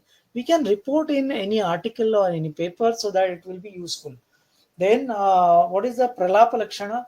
So that vayu gets prakupita in the sharira, and then whatever he says, it doesn't have any correlation with its meaning. So that is what is pralapa, and they have spoken what pralapa is. And in this pralapa, they have now jumped. See, within no time, though it is coming to Deva Pasha, then Satvavajay, and now again in this particular shloka, they are mentioning the chikitsa, where they are using tagara, then patha, then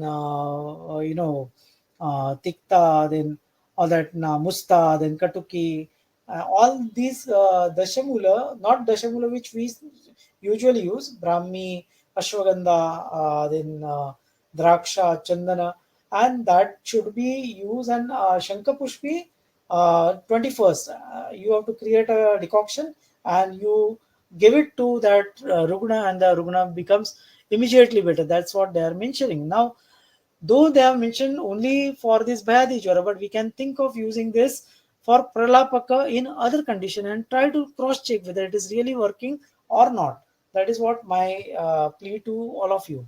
Now, before we end up with Jwara, let me say that one of the Shankaracharya from the south only, I don't have that exact reference, so I'm not mentioning those. In COVID time, he had fever, and that was circulated on WhatsApp. Probably most of you might have read also.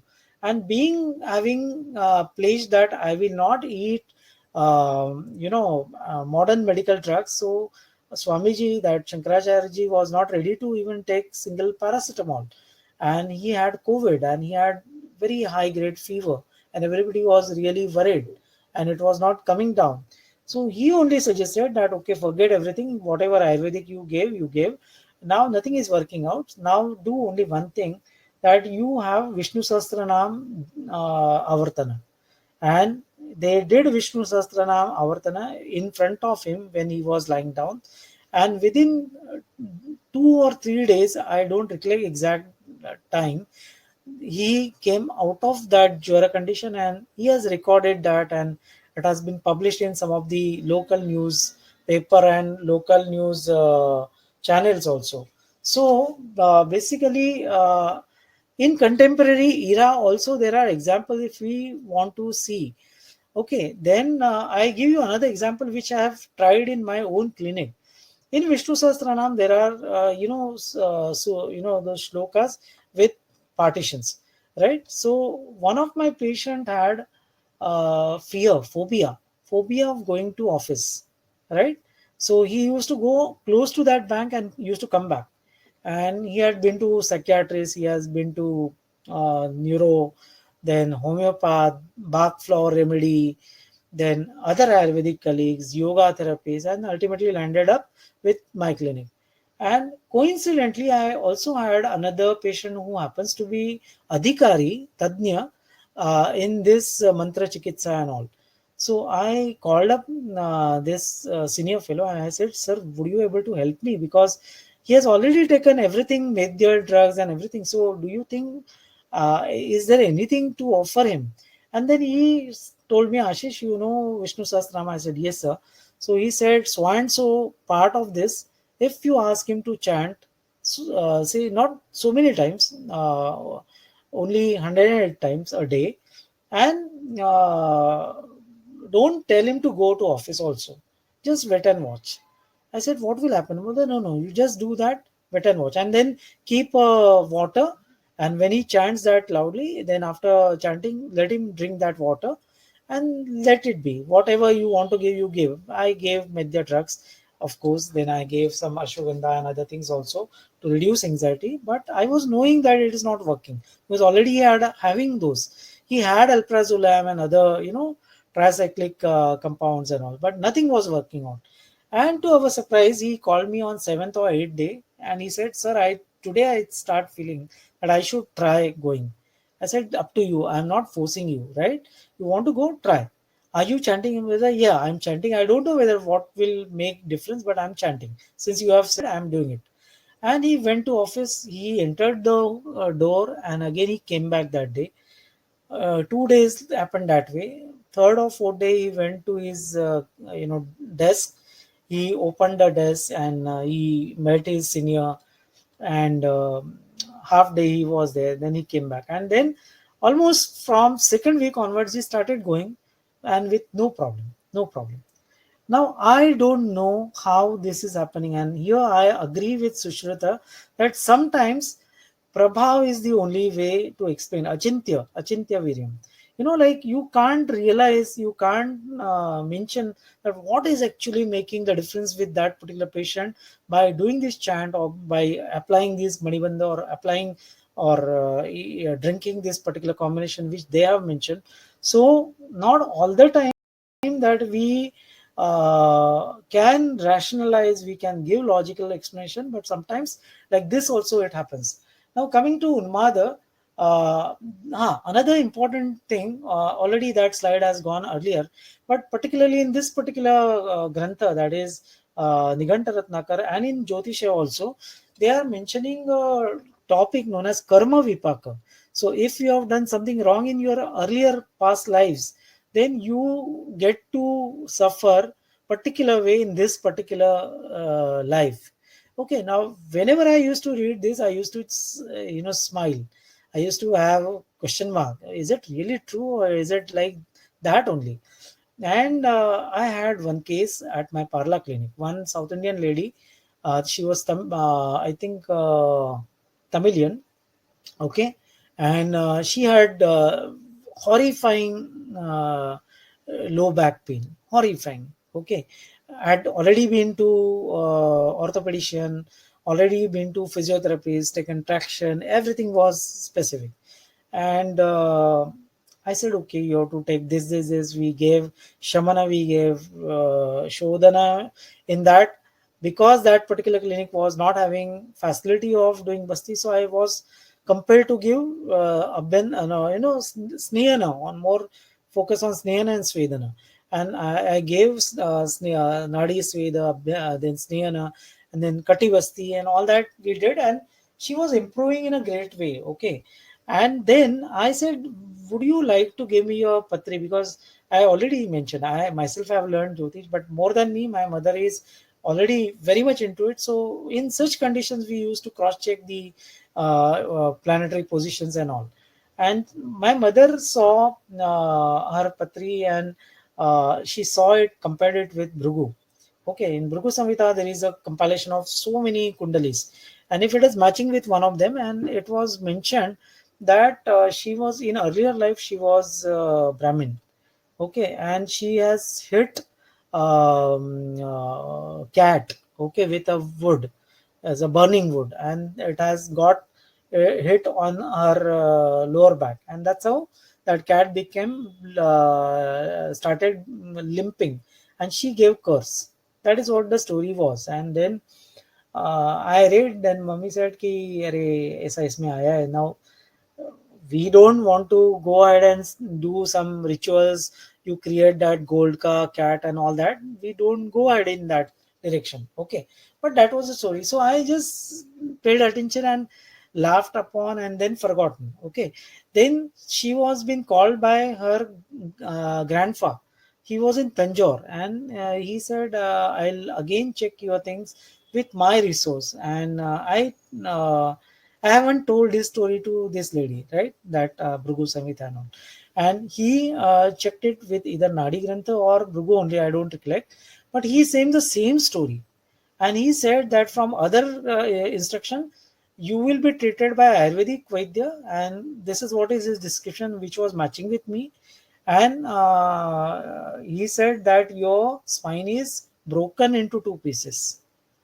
That was another thing which he mentioned, which was not there in our findings. When she came down, she called me up. She was better. Of course, she was better, much, much better than earlier when she came for the first time. And when she told me, I said, why don't you just do once again your simple digital X-ray? I don't want to go ahead with CT or MRI. Just do digital X-ray, because she had already much earlier all other biochemistry except any radiography, which was surprising to me how other doctors have not suggested, but in her case it was not done. And when she brought that digital X-ray to me, to all of our surprise, it was spina bifida. I repeat, it was spina bifida. And then I told her story. Then she also told me that, sir, my grandfather also said, you remember? I said, yes. So that was the point when I started slowly thinking about it. Forget believing, thinking it may be possible.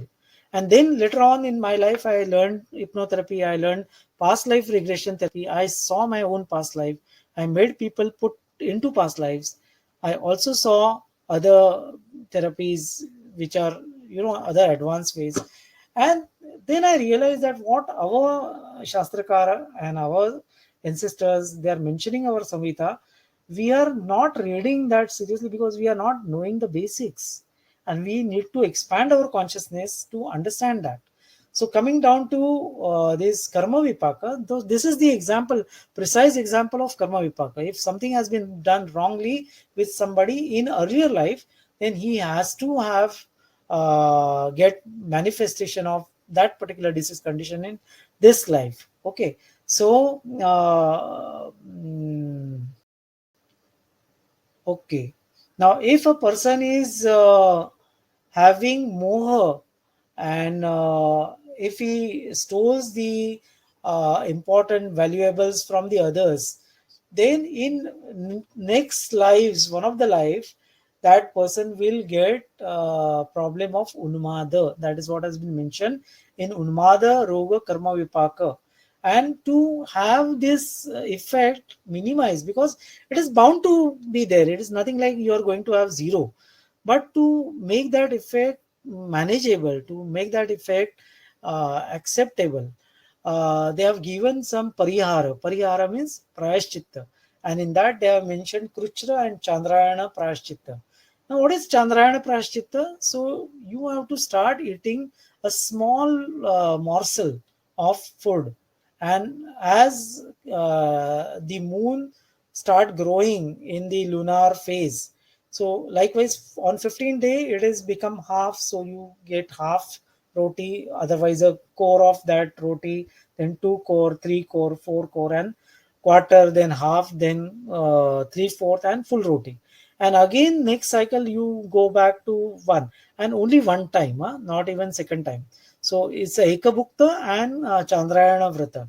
So if you do this, and if you chant saraswata sukta, so there is a sukta known as saraswata sukta, and for that sangata, for that vidhi getting completed, you do brahmana santarpana.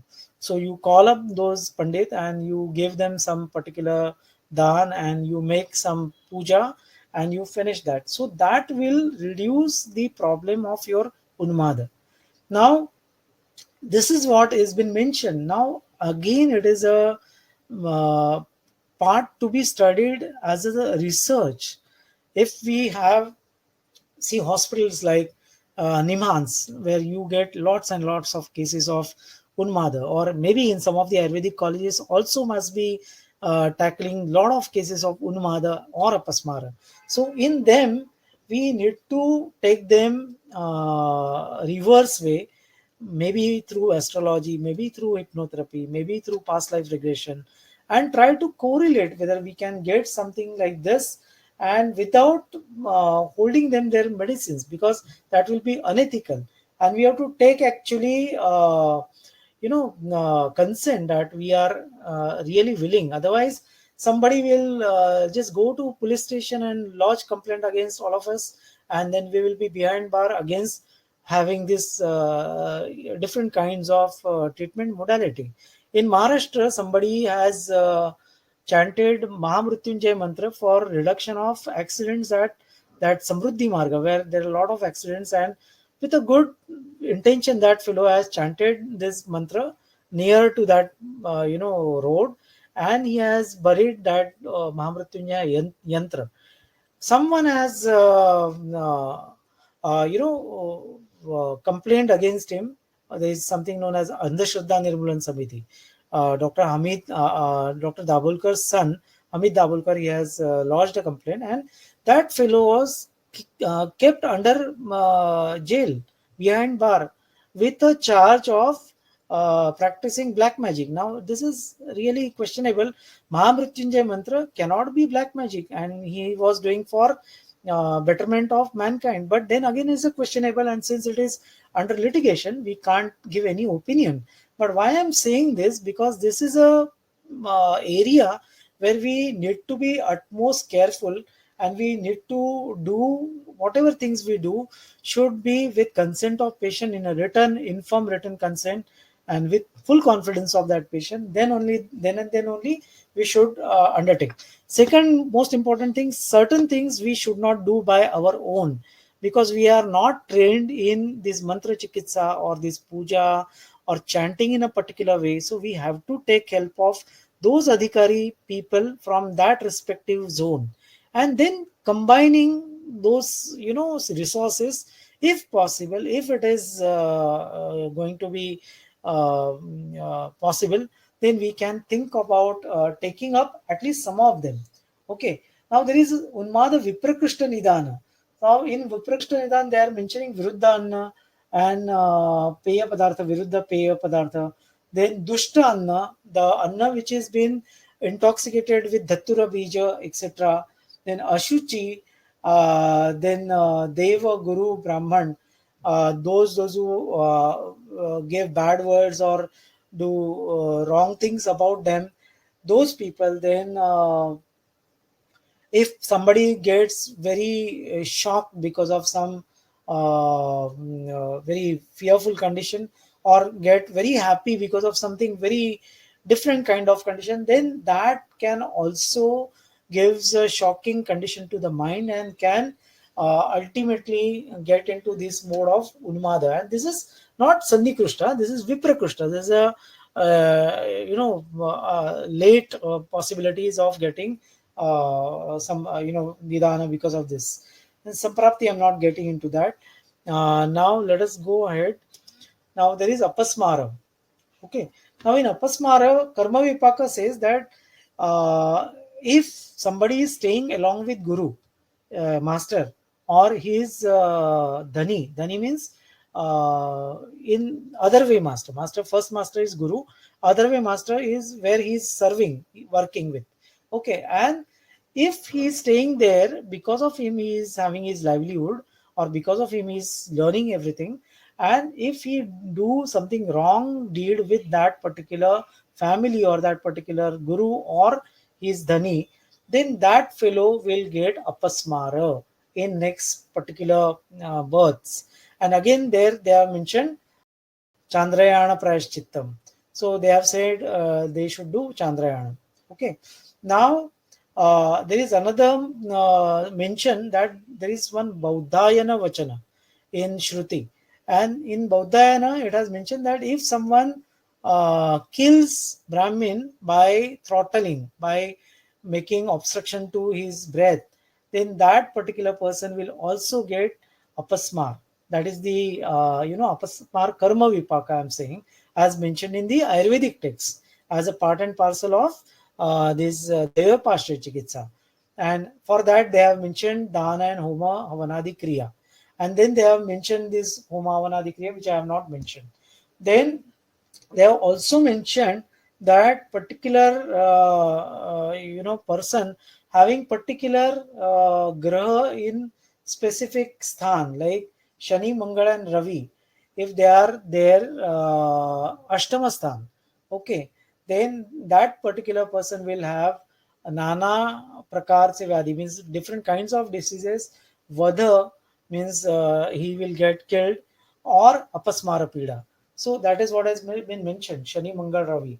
Okay, and for that, then they have given what can be done for minimizing that trouble with reference to Shani, Mangal, and Ravi, and what kind of Koma, Dana, Snana, Ityadi, Prashchitta, Ityadi to be undertaken. So this is what is another interesting detailed description about apasmara.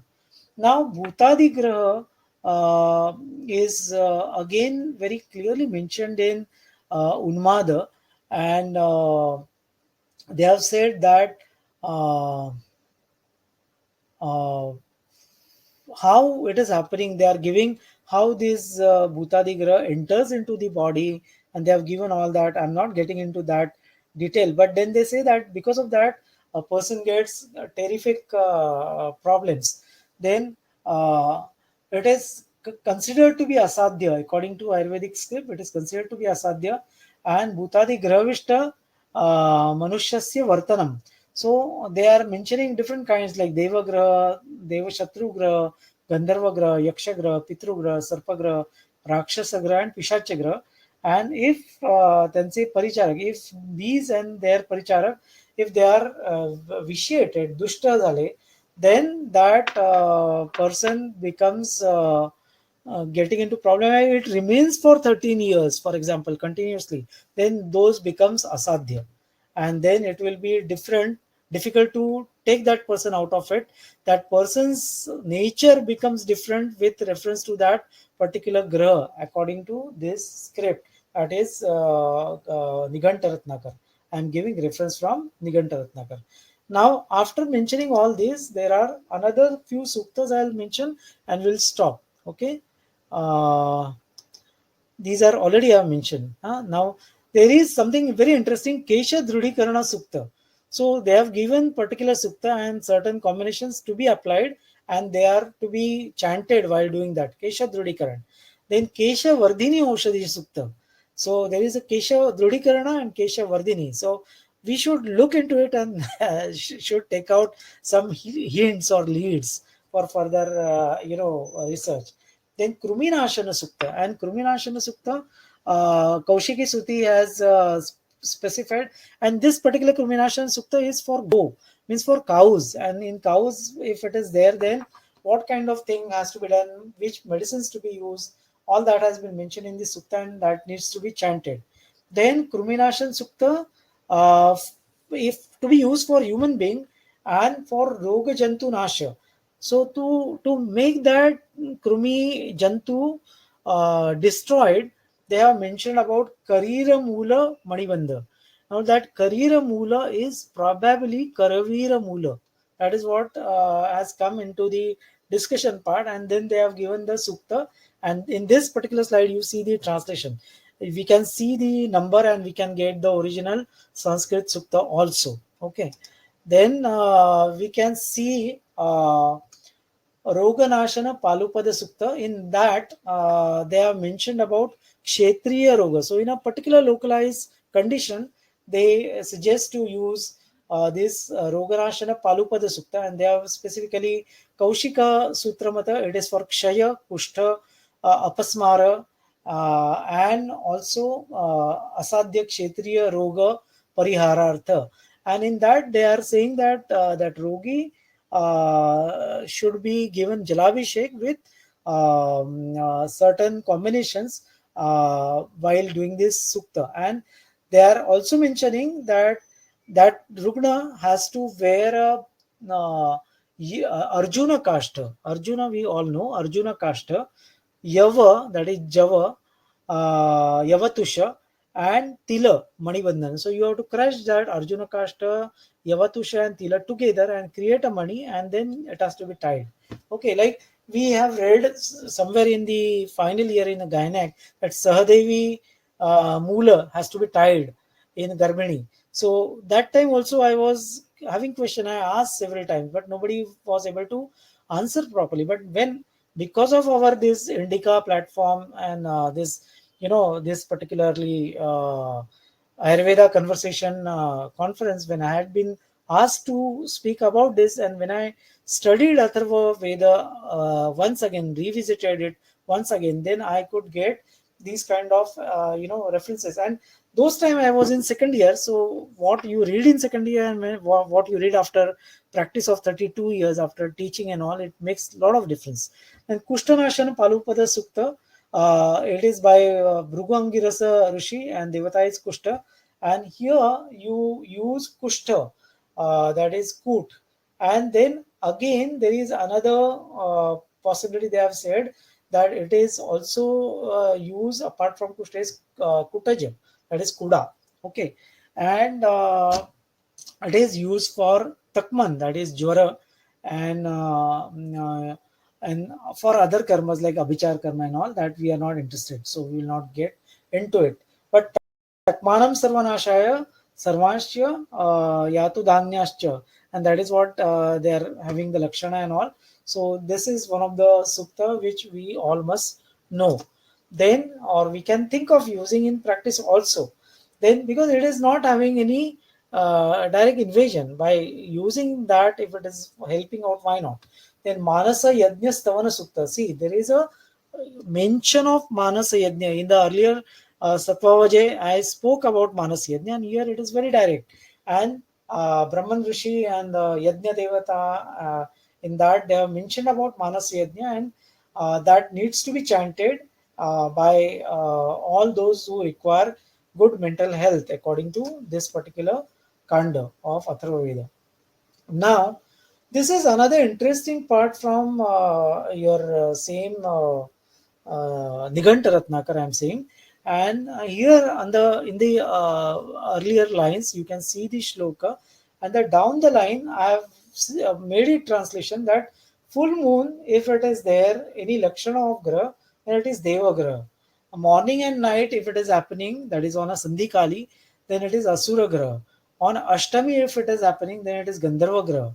Then Pratipada, that is first day of the no moon, then it is Yaksha graha.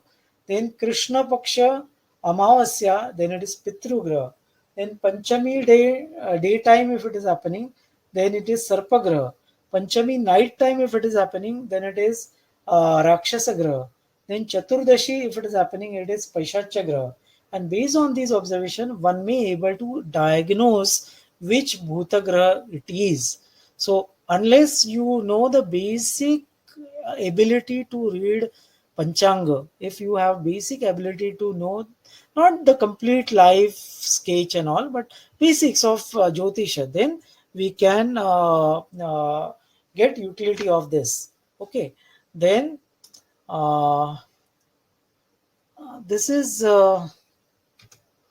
Ayush Kam Sukta. I'm not going into details now. I'm just running the slide. This is Balasanashana. For Kapha Roga, they have given specific Sukta.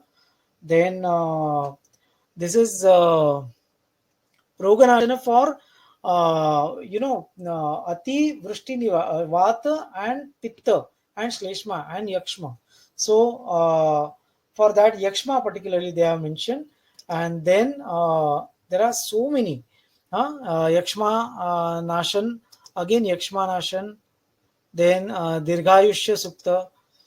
There is a mention of using Shankha and as a Manibandha in that earlier sukta. So with that, I end up my very elongated session here. But what I wanted to plea that we have to read, we have to understand. We should not discard at it as it is. We have to just try out some of the things with all these precautions, pros and cons, and should able to do upabruhan in our day-to-day chikitsa. I once again thanks Dr. Mala ma'am to give me an opportunity to be with all of you and have this particular views in front of you. And I also thank Krishna Kumar ji, who is unfortunately no more with us, but his memories and his path which he has laid down is always will be with us. I have never seen him, but I have heard about him several times. I have heard from my another colleague, friend, Dr. Ram Manoharji, from Dr. Ashok Vaidya, my own mentor, and I happen to be very closely associated with ISTAM, and I am very happy to say that ISTAM award has been given to only non-medical person who was none other than Krishna Kumarji. So though he was not Vaidya, but we all used to call Vaidya Krishna Kumarji. And the vision which he has put forth, now you see the yatra which is going on for emergency management through Ayurveda. I think that is one of the incredible movement. And I wish that organization should come together. If they involve me, I'll be really grateful. We can also work in a very serious way on this Devyapashre and Satvavajay Chikitsa too. Dhanyavad. Namaste.